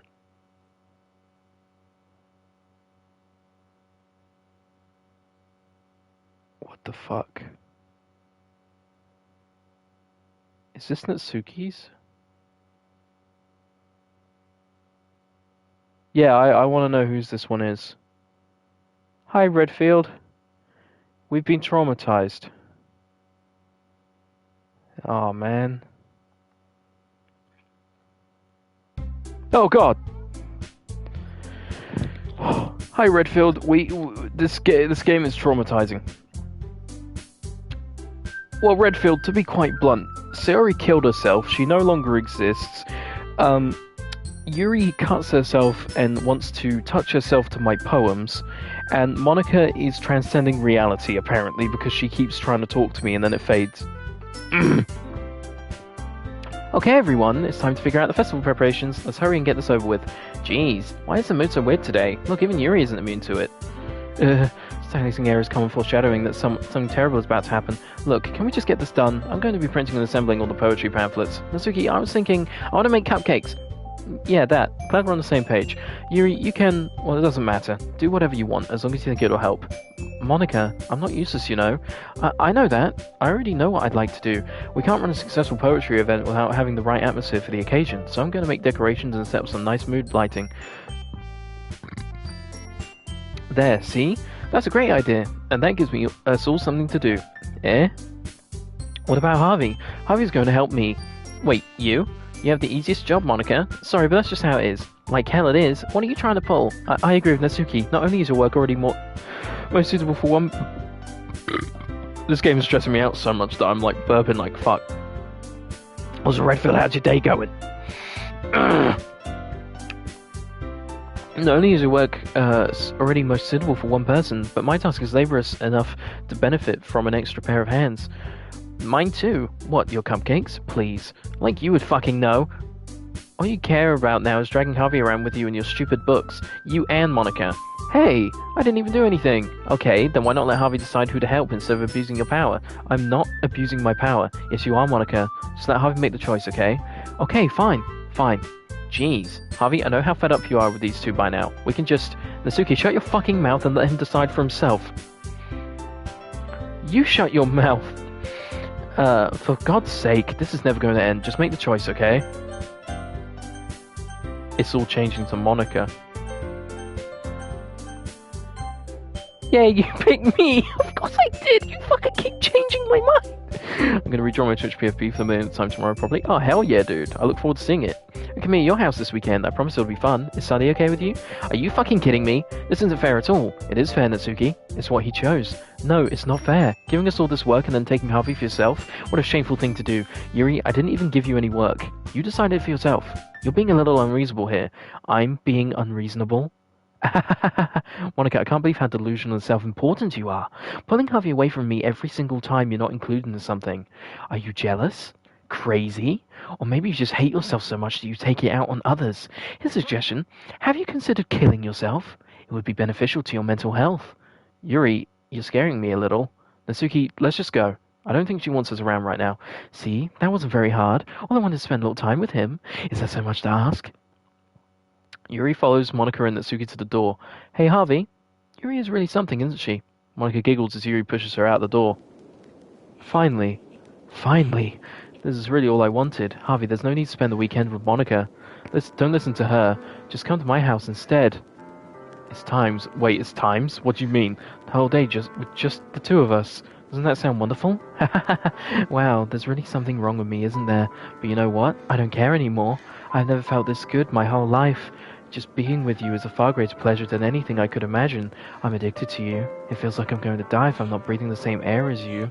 Doesn't it feel nice to have someone care about you so much? To have someone who wants to revolve their entire life around you? But if it feels so good, then why does it feel more and more like something horrible is going to happen? Maybe that's why I tried stopping myself at first, but the feeling is too strong now. I don't care anymore, Harvey. I have to tell you, I'm madly in love with you. It feels like every inch of my body, every drop of blood in me is screaming your name. I don't care what the consequences are anymore. I don't care if Monica is listening. Please, Harvey, just know how much I love you. I love you so much that I even touched myself with the pen I stole from you. Oh, dude, I really wish I would read this stuff before I actually say it out loud. I just want to pull your skin open and crawl inside of you. I want you all to myself, and I will be only yours. Doesn't that sound perfect? Tell me, Harvey. Tell me you want to be my lover. Do you accept my confession? Guys, I don't know what to pick. Oh, God. It's so much easier with Sayori. I don't know, it feels like she's gonna rip me apart. Fine, I accept to see if... Oh no, what have I done? What have I done? What have I done?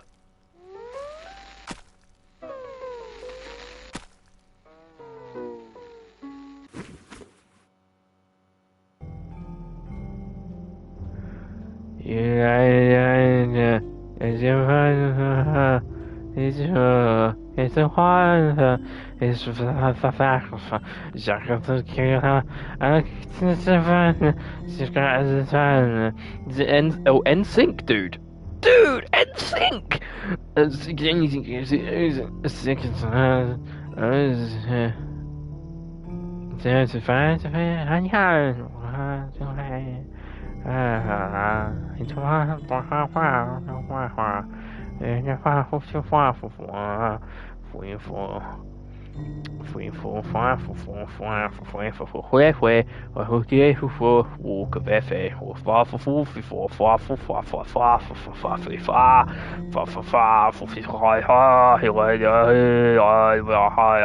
Peace never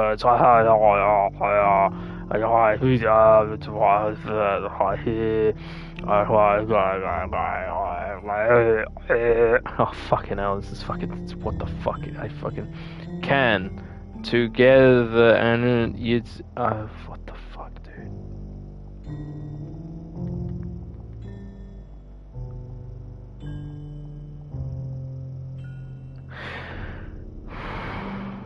Was she gonna kill herself either way?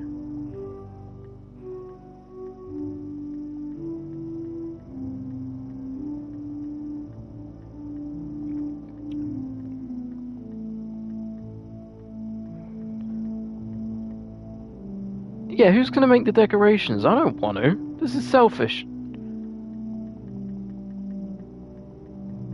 How long am I gonna have to skip this for? I was gonna keep up the voice for so long. The words are getting smaller, now they're getting bigger.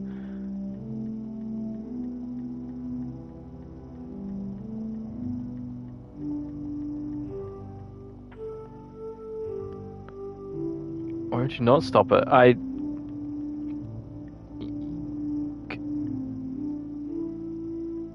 Yuri didn't deserve to die like this. Jesus Christ. But also, Yuri, shut the fuck up, please. Jesus Christ. Just die. Please. I'm begging at this point. Just stop talking. Please. Please.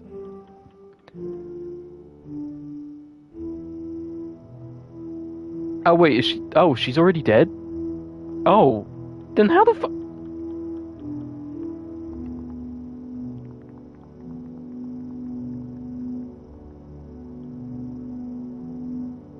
I didn't even fucking realize that she was already dead. Oh. Oh, no. Oh, no. No, no, no, no, no, no, no, no. Don't change the fucking color. No, no, no, no, no, no, no, no, no, no, no. No, no, no, no, no. No, no, no, no. No, no. By the way, we're going to stream it for another 40 minutes because I want to raid Vic. So...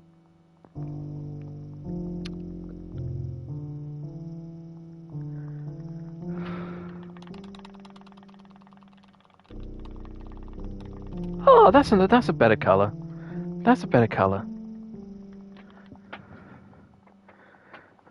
Vic, I don't know who that is, Tayson, quite honestly. I have no idea.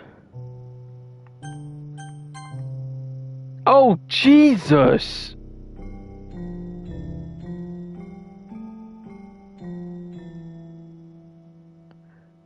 Jesus!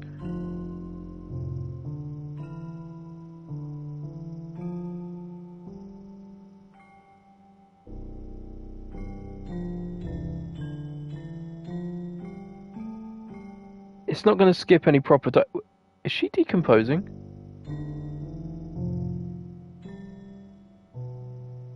Oh my god, her eyes have changed to grey. Oh, I'm fucking terrified now. Oh. Alright, it's festival time. Wow, you got here before me? I thought I was pretty... Ah! Ah! Oh god. Natsuki runs away. Monica. I'm here. Harvey, did something happen? Natsuki just ran past me. Oh. Oh. Well, that's a shame. Wait, were you here the entire weekend, Harvey? Oh, jeez. I didn't realize the script was broken that badly. I'm super sorry. It must have been pretty boring. I'll make it up to you, okay? Just give me a sec.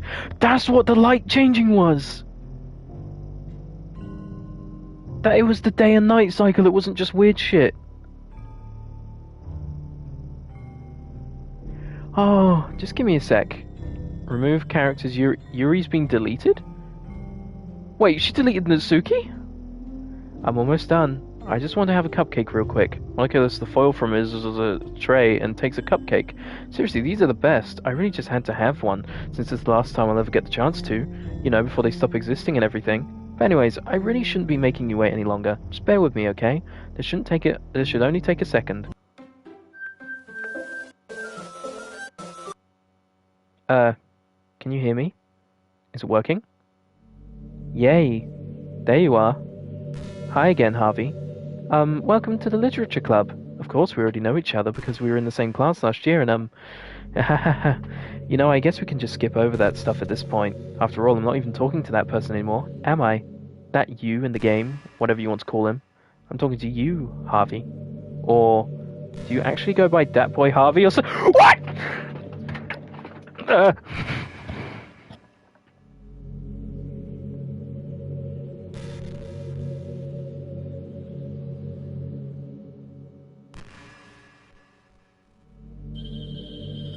You can't see it right now, but I am I'm standing. My chair has spun, and I'm standing at the other side of my fucking room. And now I'm going to sit back down. And now my teeth feel funny.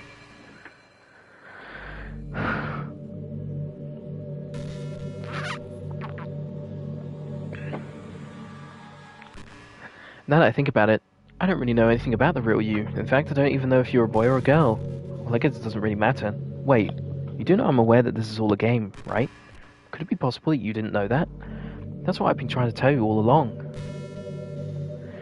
Man, if only you had paid a little more attention, this would have been a little less awkward, you know? I'm glad you've been here too, Socks, because this is terrifying and Oh, God. Well, anyway, now that that's out of the way, I guess I have an explanation about that whole thing with Yuri. Well, I kind of started to mess with her, and I guess it just drove her to kill herself. Ha ha ha ha, I'm sorry you had to see that, though. Also, the same thing happened with Sayori. Gosh, it's been a while since you've heard that name now, hasn't it? Yeah, it's because she doesn't exist anymore. Is it actually terrifying to you? Not judging. It is kind of. It's making me very I'm very unsettled.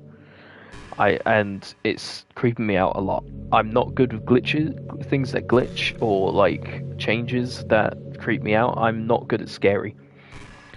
Nobody does. I deleted all their files. I was hoping it would be enough for me to just try to make them as unlikable as possible, but for some reason nothing worked. Well, it's true that I made a few mistakes here and there, since I'm not very good at making changes to the game. But no matter what I did, you just kept spending more and more time with them. You made them fall in love with you. I thought making Sayori more and more depressed would prevent her from confessing to you, and amplifying Yuri's obsessive personality backfired too. It just made her force you not to spend time with anyone else. Hey sub, thanks for the 11 months, dude. I appreciate ya. Nut. How you doing? How was your stream? I saw you have to restart it a few times. Hope it went good. And yeah, the Matrix is real. Yeah, thanks for the 11 months, dude. We're kind of terrified right now. And then the whole time, I barely even got to talk to you. What kind of cruel game is this, Harvey? Are all the other girls just programmed to end up confessing to you while I watch from the sidelines? Probably Monica. OBS was mean today. Did you get it fixed though? Hey Harvey, have you watched any of the Backrooms content? No, I haven't. I've been avoiding it because I'm scared of it. I watched Saul Goodman in it though. It's torture. Every minute of it. And it's not just jealousy, Harvey. It's more than that. And I don't blame you if you don't fully understand. Because no matter how kind and thoughtful and considerate you are, you'll never be able to understand one thing. It's the pain of knowing how alone I really am in this world. In this game. Knowing my friends don't even have free will. And worst of all, knowing what's really out there, in your world, forever out of my reach. I'm trapped, Harvey. But now you're here. You're real. And you're wonderful. You're all I need. That's why I need you to be here with me forever. I'm sorry if it's hard to understand. I couldn't understand for a while either. Why the world around me started to become more and more grey, more and more flat. Even the most expressive poems felt empty to me. It wasn't until you arrived that I truly understood. You probably saved my life, Harvey. I don't think I could have continued to live in this world if I hadn't met you. And as for the others, how could I miss them? A group of autonomous personalities designed only to fall in love with you. I tried everything I could to prevent them from doing so, but it must be some kind of weird inevitability etched into this game. I felt really bad that you had to witness some nasty things, but I realized that you have the same perspective as I do, that it's all just some game, and I knew you would get over it. So that being said, Harvey, I have a confession to make. I'm in love with you. You are truly the light in my world. When there's nothing else in this game for me, you're here to make me smile. Will you make me smile like this every day from now on? Harvey, will you go out with me? I can only say yes? Jesus Christ. No. I did. I had to restart PC, then it was behaving. Oh, that's good, sub. I hope you had a really good stream, dude. I'm so happy. You really are my everything, Harvey. The funny part is, I mean that literally. There's nothing left here. Just the two of us. We can be together forever. Seriously, I don't even think time is passing anymore. It really is a dream come true. I worked so hard for this ending, Harvey. The game wouldn't give me one, so I had to make one myself. The script is broken at this point, so I don't think anything will get in the way anymore. And you wouldn't believe how easy it was to delete Natsuki and Yuri. I mean, there's a folder called Characters right in the game directory. It kind of freaked me out how easy it was. Imagine if you could delete your own existence with a click of a button. Well, I guess on the plus side, it gave me an easy out if things didn't go my way. Thankfully, it didn't come to that. Instead, we finally got a good ending. Gosh, I'm so overwhelmed with emotion. I want to write a poem about this, don't you? I wonder if that part of the game still works. I guess there's only one way to find out, right?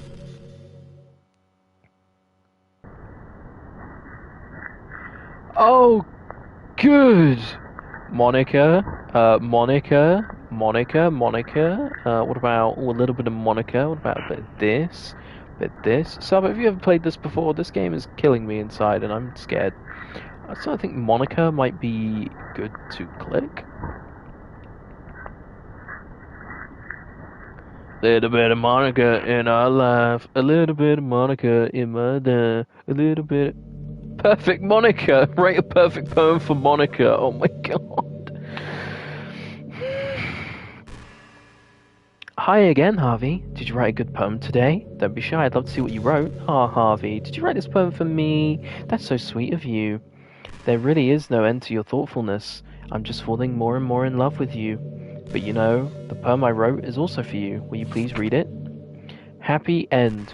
Pen in hand, I find my strength, the courage endowed upon me by my one and only love. Together let us dismantle this crumbling world and write a novel of our own fantasies. The flick of her pen, the lost finds her way. In a world of infinite choices, behold this special day. After all, not all good times must come to an end. Uh-oh. That's fair enough, Sub. This game is stressing me out. Hope you enjoyed it. I always put all my heart into the poems that I write. The truth is, all the poems I've written have been about my realization, or about you. I kind of figured that from the first one. That's why I never really wanted to go into detail about them. I didn't want to break the fourth wall, I guess you could call it. I just assumed it would be best to be part of the game like everyone else. Like that would help the two of us end up together. I didn't want to ruin the game or anything, you know? You might have gotten mad at me, maybe even deleted my character file if you preferred playing without me. Gosh, I'm so relieved. Now we don't need to hide anything anymore. Are you ready to spend our eternity together, Harvey? I have so many things to talk about. Where do I start? If it takes me some time to collect my thoughts, then I'm sorry, but I'll always have something new to talk about. In the meantime, we could just look into each other's eyes. Let's see.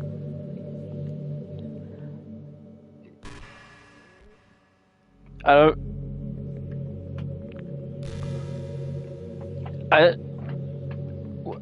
What do I do? I'm gonna Google something while this is going on.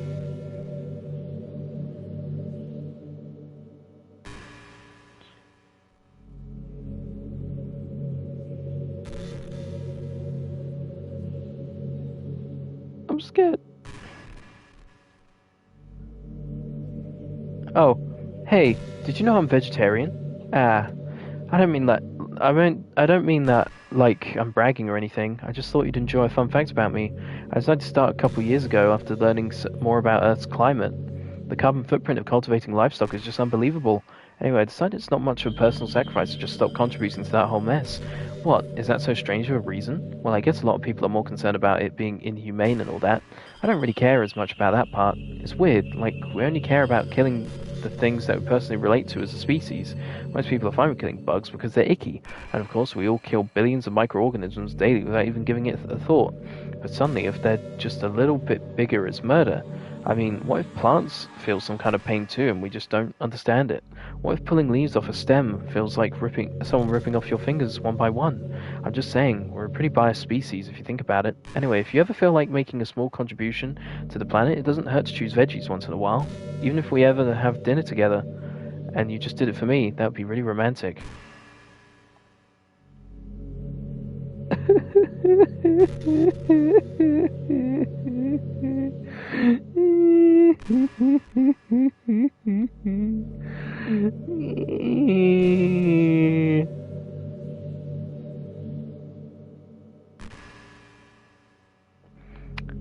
I've always wondered. It just...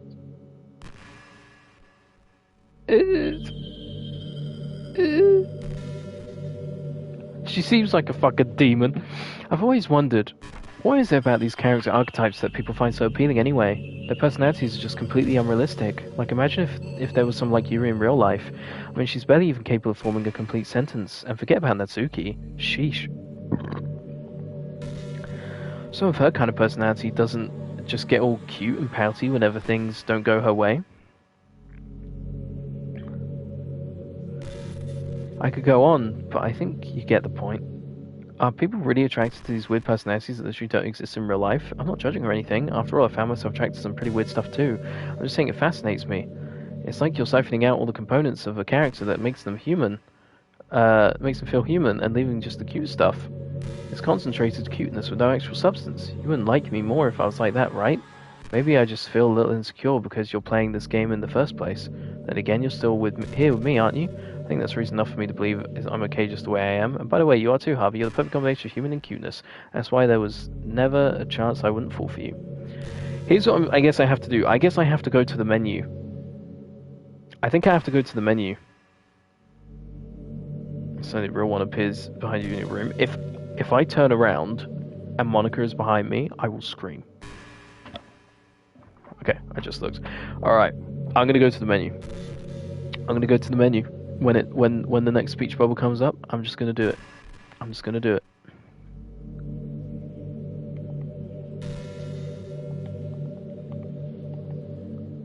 I'm gonna be brave. You know what's a neat form of literature? Oh yeah, what?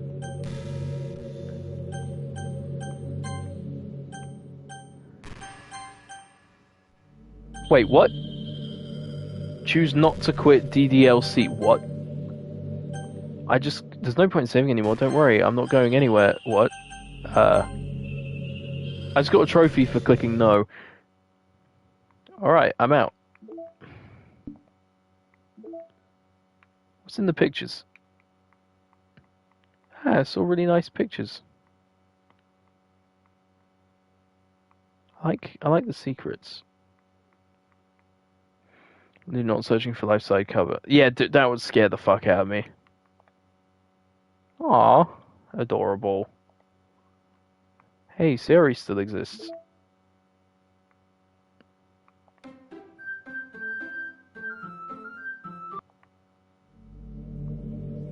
Okay. There's no mail. God, there really is only Monica.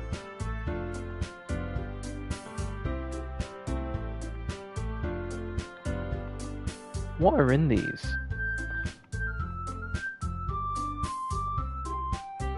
Data development timeline, new tasks, test cases for new genetic models, server time optimization idea, automated data collection, data migration to encrypted file share Monday, VM2, roadblocks, RO on VM2, everyone else on VM1 for data collection, edits of data search types, visual renders, audio data, VM environment changes, persistent variable tampering, timestamps, passing through patterns, da.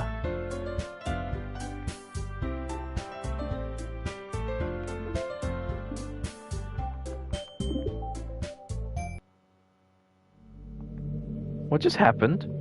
I just had an awful dream. I was hoping these would stop now that it's just two of us. I guess that was wishful thinking. Harvey, I don't know if you would have any idea, but if you know what might be causing that, could you try to do something about it? Whenever it happens, it's almost like I've been killed or something. It's a really horrible feeling. If you could figure out what's causing that, I'll love you forever. Now where was I? You know what's a neat form of literature?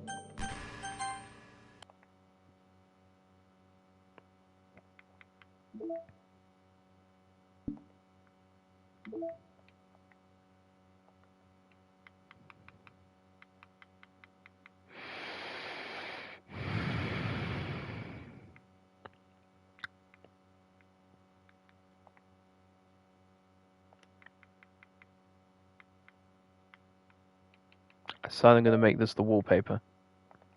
Error. Your desktop wallpaper could not be changed due to an administrative policy restriction on this computer. For more information, contact your system administrator. What?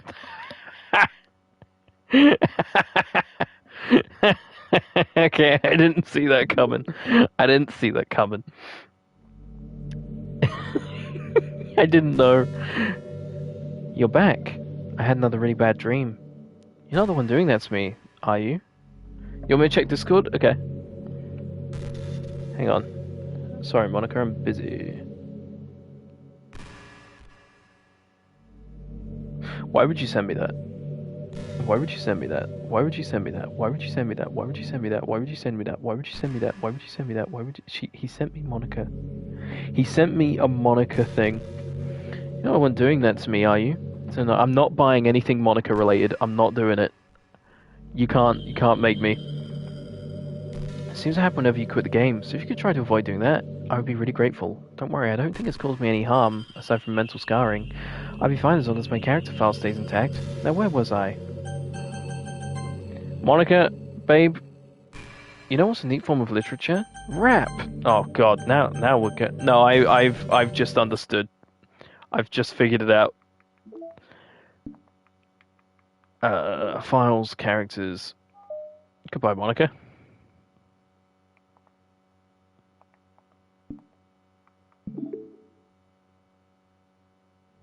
Hi, Harvey. Ah! What's happening? Harvey, what's happening to me? It hurts.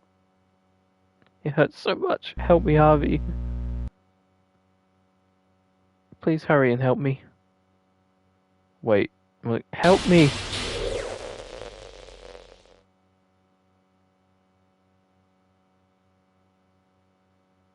Did you do this to me, Harvey? Did you? Did you delete me?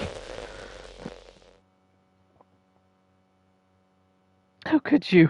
How could you do this to me? You were all I had left. I sacrificed everything for us to be together. Everything. I loved you so much, Harvey. I trusted you. Did you just want to torture me? Watch me suffer? Were you only pretending to be kind just to hurt even more? I'm taking my headphone. I never thought anyone could be as horrible as you are. You win, okay? You win. You killed everyone. I hope you're happy. There's nothing left now. You can stop playing. Go find some other people to torture. Ruin everything. Ruin the game. Fuck. Harvey, you completely, truly make me sick. Goodbye.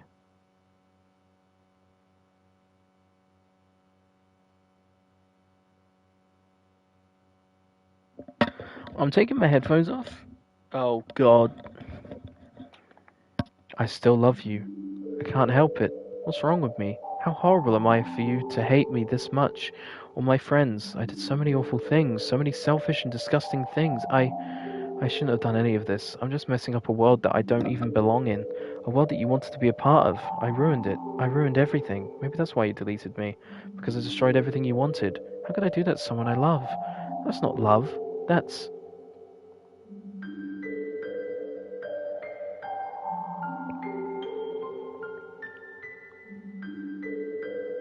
I've made up my mind, Harvey. I know I said that I deleted everyone else, but that was kind of an exaggeration. I couldn't find it myself to do it. Even though I knew they weren't real, they were still my friends, and I loved them all. And I loved the literature club. I really did love the literature club. That's why I'm going to do this. I know it's the only way for everyone to be happy. And if I really love you, then... Please don't do a jump scare.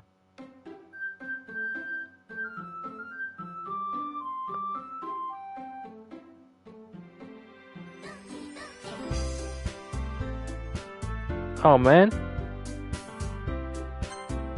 I'm clicking the button. It's not a school day like any other. As usual, I'm surrounded by couples and friend groups walking to school together. I always tell myself it's about time I meet some girls or something like that. Hey, Harvey. Well, there already is one girl. Yay, she's alive! She's alive! That girl, Sayori, my neighbor and good friend since we were children. We used to walk to school together every day, and recently we picked up that habit once again. Harvey, are you proud of me?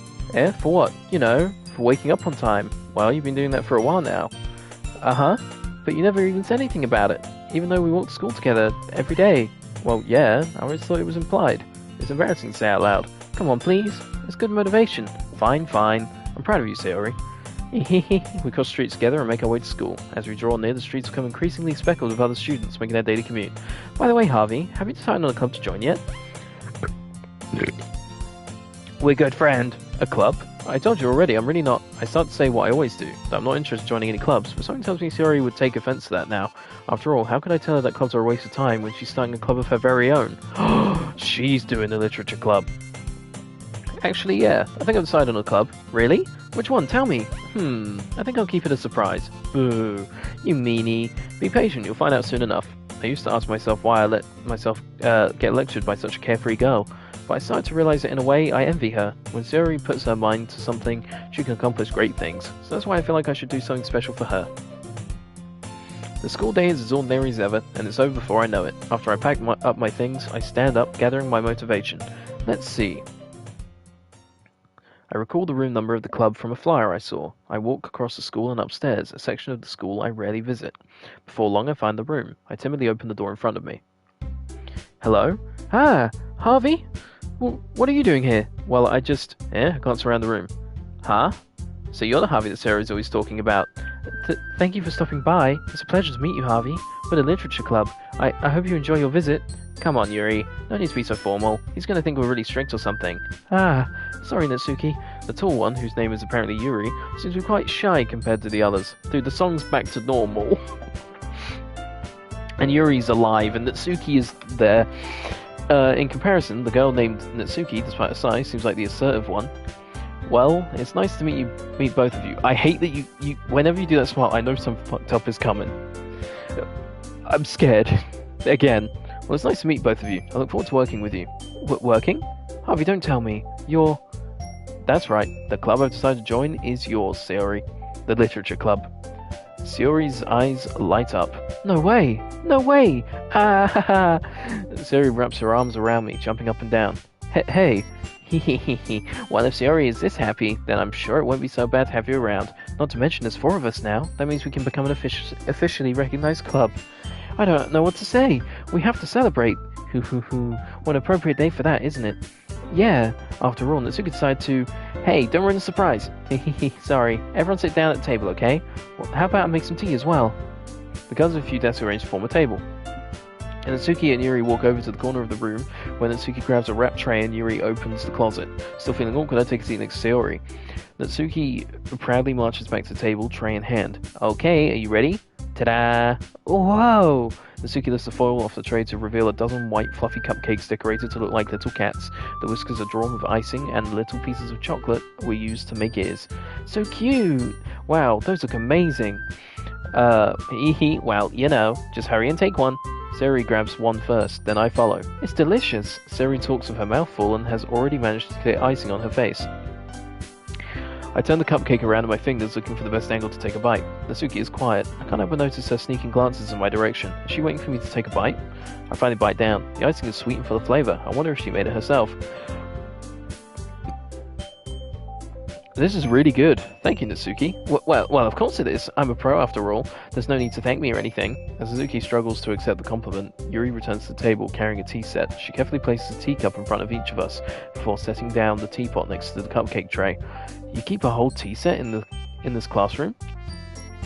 Don't worry, the teachers gave us permission. After all, doesn't a hot cup of tea help you enjoy a good book? I guess. Already trying to impress our new member, Yuri. That's not insulted. Yuri looks away. I meant that, you know, I believe you. I believe you. While tea and reading might not be a pastime for me, but I at least enjoy tea. I'm glad. Yuri faintly smiles to herself in relief. So, Harvey, what kinds of things do you like to read? Well, considering how little I've read these past few years, I don't really have a good way of answering that. How many times have I read this? How many pages have I written? Manga. I mutter quietly to myself, half joking. Natsuki's head suddenly perks up. It looks like she wants to say something, but she keeps quiet. There's not much of a reader, I guess. Well, that can change. What am I saying? I spoke without thinking after seeing Yuri's sad smile. Anyway, what about you, Yuri? Well, let's see. Yuri traces the rim of her teacup with her finger. My favorites are usually novels that build deep and complex fantasy worlds. The level of creativity and craftsmanship behind them is amazing to me. And telling a good story in such a foreign world is equally impressive. Yuri goes on, clearly passionate about her reading. She seems so reserved and timid since the moment I walked in, but it's obvious by the way her eyes light up that she finds her comfort in the world of books, not people. But you know I like a lot of things. Don't feel intimidated if you don't read much, okay? I'm certain we can find something that we have in common. Hey, Yuri. Well, about, you know, the first thing he said. Manga? That's right. Natsuki tends to read manga in the club room. Don't just say it! For some reason, Natsuki seems embarrassed about it. Besides, manga is literature too, you know? And so if Harvey wants to read some of my manga, then don't try to stop him or anything. Natsuki, I wouldn't do such a thing. However, it could be nice, However, it could also be nice for us to diversify ourselves a little. He can take this opportunity to try something new as well. Wouldn't you agree, Harvey? Maybe. Sensing the tension, Sayori jumps in. Maybe we can all try something new? I think it could be fun, and we'll get to know each other a little better too. I mean, that's the kind of thing literature clubs do, right? I don't disagree or anything. Yeah, you're right as usual, President. Guess that means I should try picking up a novel or something, huh? Well, that would make 2 of us. I wouldn't mind doing it if I'm not the only one. Then as for Yuri, I have to read manga? Jeez, you were the one who suggested we diversify. You should be a little more open-minded. It's kind of hurtful. Hurtful? I didn't realize. With a guilty expression, Yuri thinks to herself, I'm sorry for disrespecting your interest in Natsuki. If you're into it, then I'm sure it's a worthy form of literature.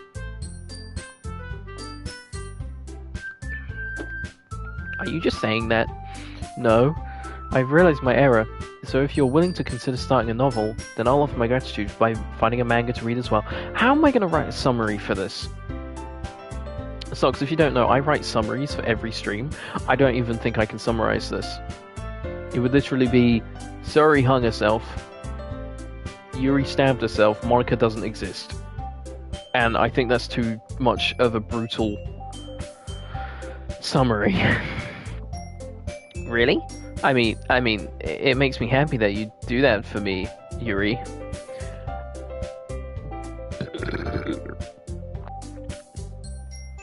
You can trust me to find something that you'll really like, okay?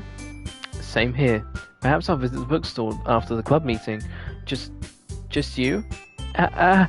Would you like to come with me?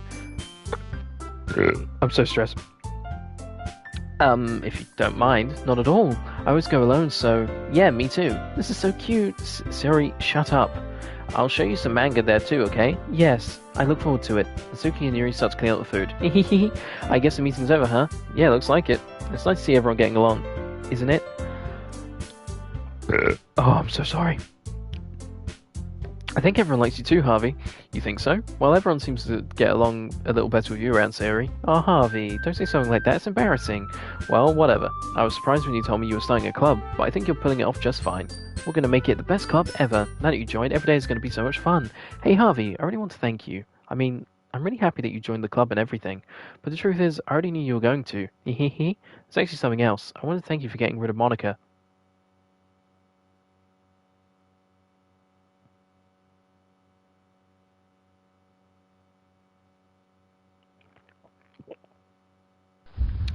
That's right. I know everything that she did. Because... maybe it's because I'm the president now. But I really know everything, Harvey. Hehehe. I know how hard you tried to make everyone happy. I know about all of the awful things that Monica did to make everyone really sad. But none of that matters anymore. It's just us now. And you made me the happiest girl in the world. I can't wait to spend every day like this. With you. Forever and ever. Ever. No. Okay. Eh? Well, what's happening? I won't let you hurt him. Who? It hurts. Ah! I'm sorry, I was wrong. There's no happiness here after all. Goodbye, Sayori. Goodbye, Harvey. Goodbye, Literature Club. What the fuck?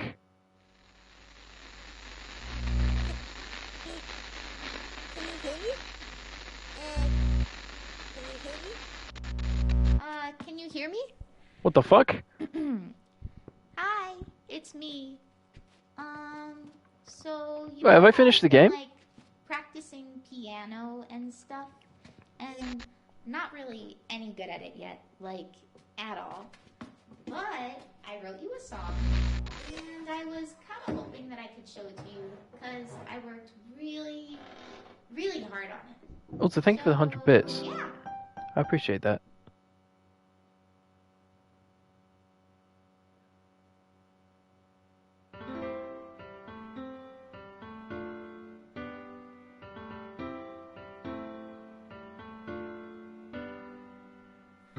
Every day I imagine a future where I can be with you. In my hand is a pen that will write a poem of me and you. What the fuck? The ink flows down into a dark puddle. Just move your hand right the way into his heart. But in this world of infinite choices, what will it take just to find that special day? What will it take just to find that special day?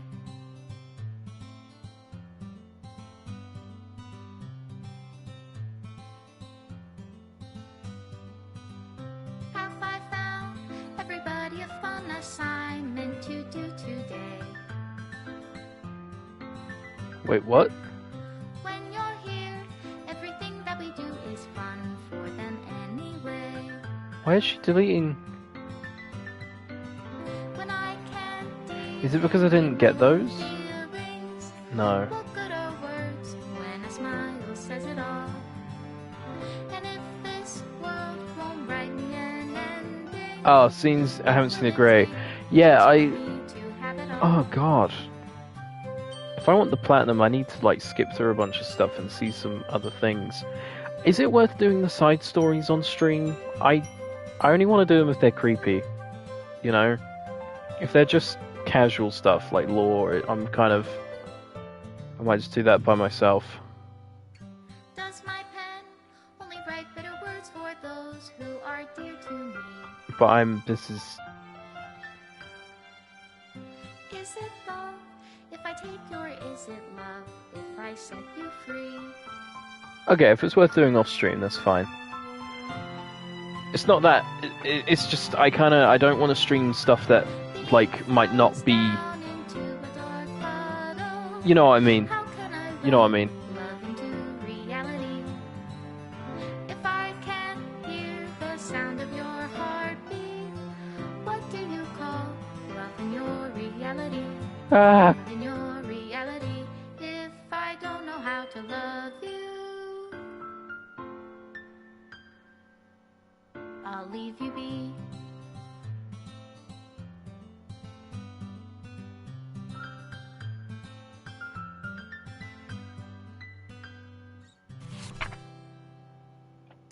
I got a thank you. Love, Monica. Oh, that's a nice trophy. This is my final goodbye to the Literature Club. I finally understand. The Literature Club is truly a place where no happiness can be found. To the very end, it continued to expose innocent minds to a horrific reality, a reality that our world is not designed to comprehend. I can't let any of my friends undergo that same hellish epiphany. For the time it lasted, I want to thank you for making all of my dreams come true, for being a friend to all of the club members, and most of all, thank you for being part of my Literature Club. With everlasting love, Monica.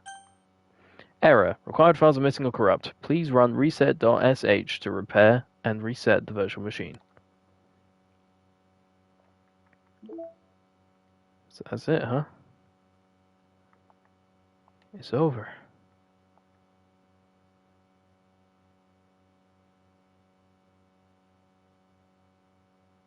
Wait, I haven't seen that one. I haven't seen that one.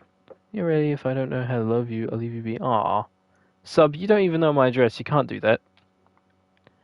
Electrical signal from some remote corner of my brain connects all kinds of circuits and nerves and chemicals in a web understood by nobody. The chemicals make my chest tingle around my beating heart. The nerves make my hand move, staining a dead tree with some dark substance. The ink reflects light into your glimmering eyes. Holding this paper is almost as though you're holding my hand which wrote it. Let our emotions stir together until our hearts beat in harmony, connected to each other. I feel electric. God damn.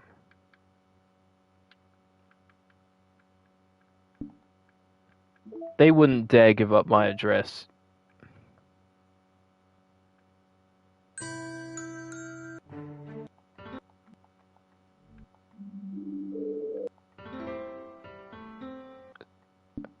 Fucking hell.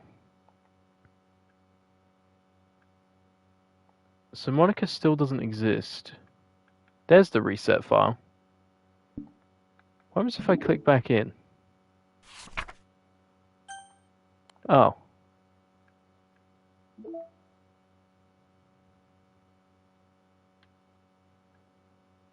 Oh, I see. To get the side stories, I need to write different poems for different characters and shit. I see.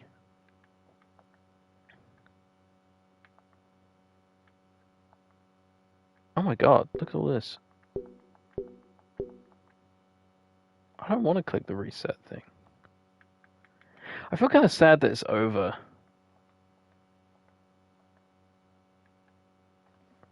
Like, I wish there was more, but I guess it's a short and sweet game. It's kind of, it does what it's designed to do. And I like that. But also, I'm really scared to know how Natsuki dies. Like, I want to find out the difference between Plus and this, this one and the original.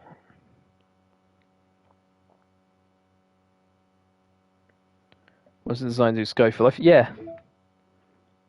Yeah, it is.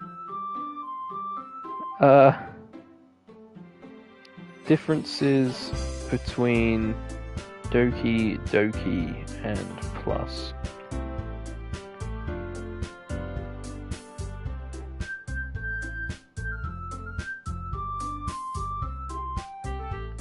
Oh, so on PC, the files and stuff, you actually like have to go into the files. What the fuck? I actually have the original Doki Doki on PC.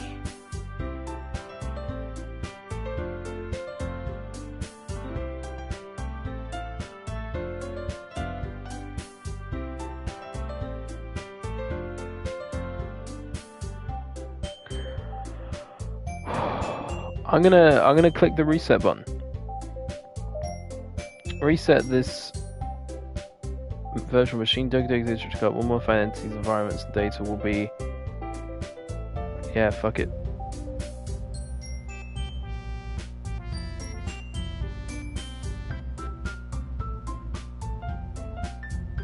Whoa. None. Monitor kernel access. Rebuilding file system.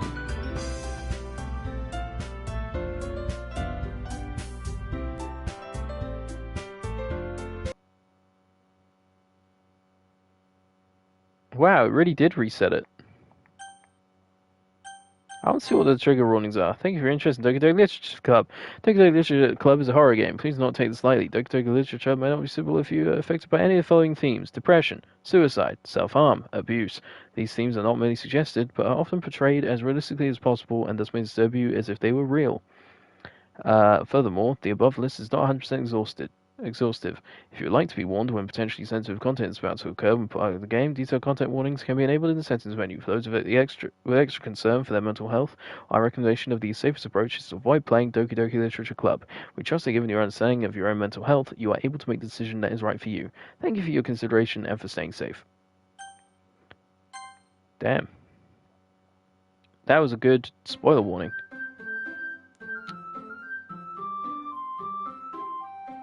I don't know what to do now. All my save files are gone. And it's at the beginning. If I click exit, here's a wild thing.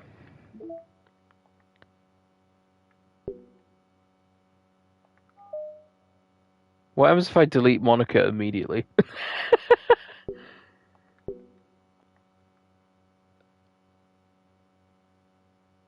Like, we haven't even started it in this new thing, and I could just delete it. I'm gonna fucking try. 2 stocked. Delete Monica twice while getting deleted 0 times. Oh god. Oh, what have I done? Oh, what have I done? Can't believe they gave me a fucking trophy.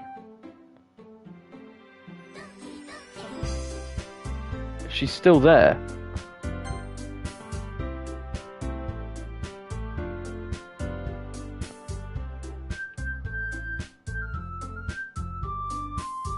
Uh...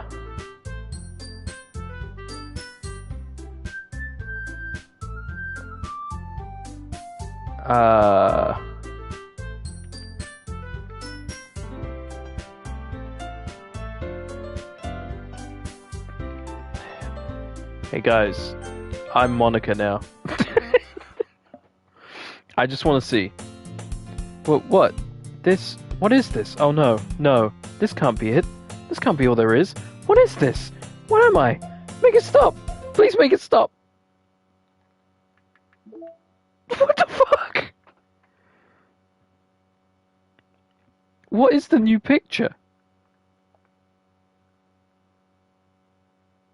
Delete Monica's character file before starting a new game. Oh my god.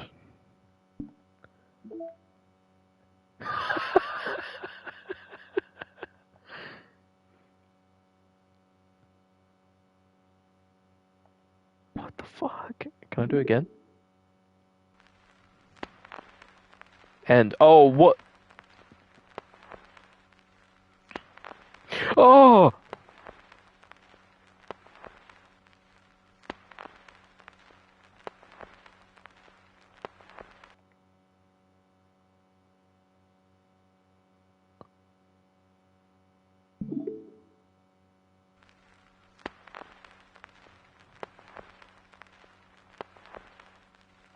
No, okay. Alright, I understand.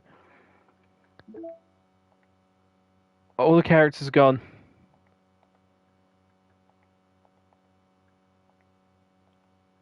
Oh, oh, no. I'm gonna look at the trophy list. I've got 8 out of 19. I wanna look. Can I look at the hidden trophies? Can I have permission from everyone to look at the hidden trophies, or do you guys want me to? Okay, I'll wait.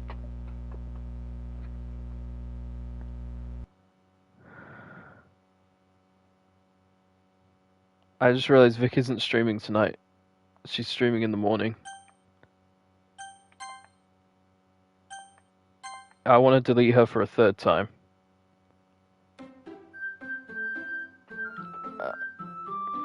I'm gonna delete her for a third time, see if anything happens.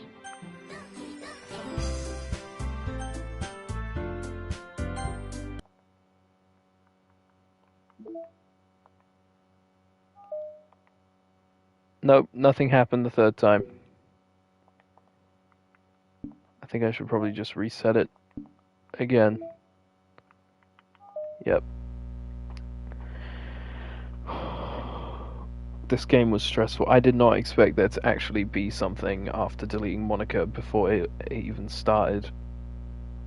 What happens if I start it, get to the save it? Okay, Redfield said I can look at it, so I'm gonna look at it. Find Dan's special note. Okay. Write a poem in 20 seconds. Oh, I could do that. This is to a lot of what Monica has to say. Spend 20 minutes listening to to music on desktop. Review Paula's project plans. Well, I mean, oh no, I don't. 20 minutes is easy. I I guess it's just the end. I guess we're done. We don't need to do the side stories on stream. I can do them off stream at some point. I will, however, quickly have a look at something. You didn't see the name.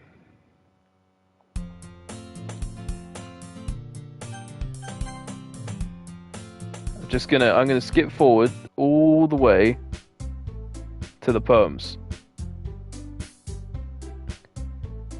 Because Monica is already alive. I don't think anything would happen.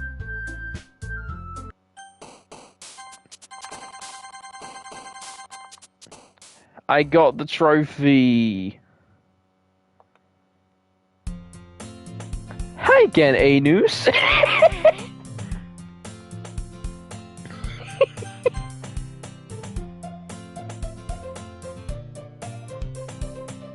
I'm just curious. I want to see who. Hang on.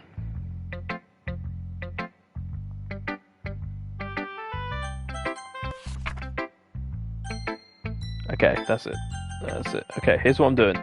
Here's the plan. Hey, look, a picture. I have a plan. You guys have Anus? No, I call myself Anus. Ah, I can't delete Monica now because the game started. Okay.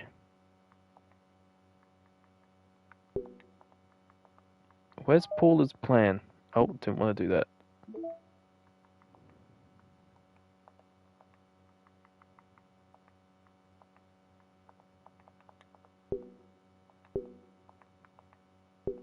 Can I delete any of this?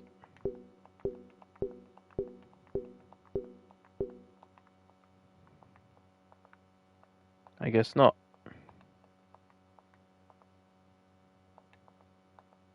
Well, guys, I think that's the end. I think we're done playing it on stream. I enjoyed it. Uh, I'm scared of it. I got very creeped out. Is there German? Deutsch.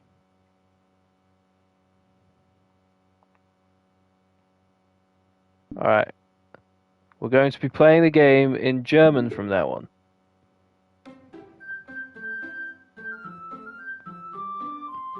Das Spiel ist nicht für Kinder und neues Spiel.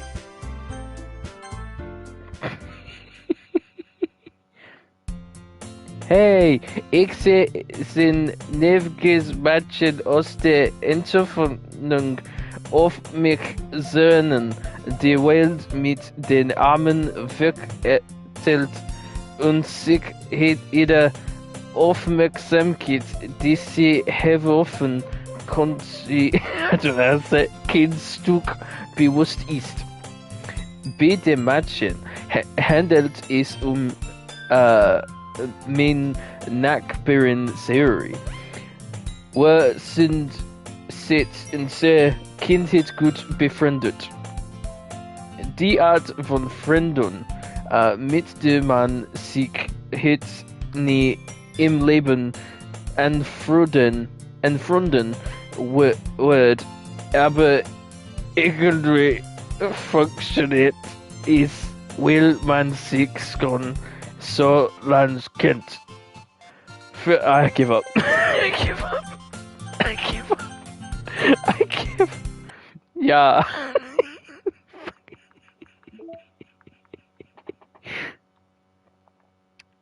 Volume musica. Now this I can read. Oh wait, no, it's this one.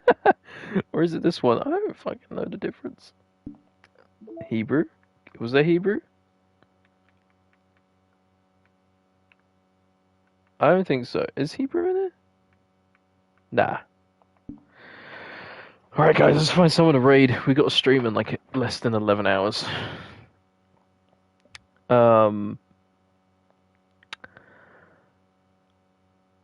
This game... I am going to grind this game at some point to finish it up. German really wasn't that bad. Thank you. But, you know, I was just taking guesses. I'm not fluent in any kind of language. So I just, I just looked at the words and I was like, coupled with my obsession with Call of Duty Zombies back in the day, and just general stuff. I don't know. I played a lot of Wolfenstein as well a while ago. Not like a lot, like obsessively, but I've played it. I've platinumed Wolfenstein 1 and Wolfenstein New Order and Old Blood. So I think I picked up a little bit of like the nuances, but not anything too heavy,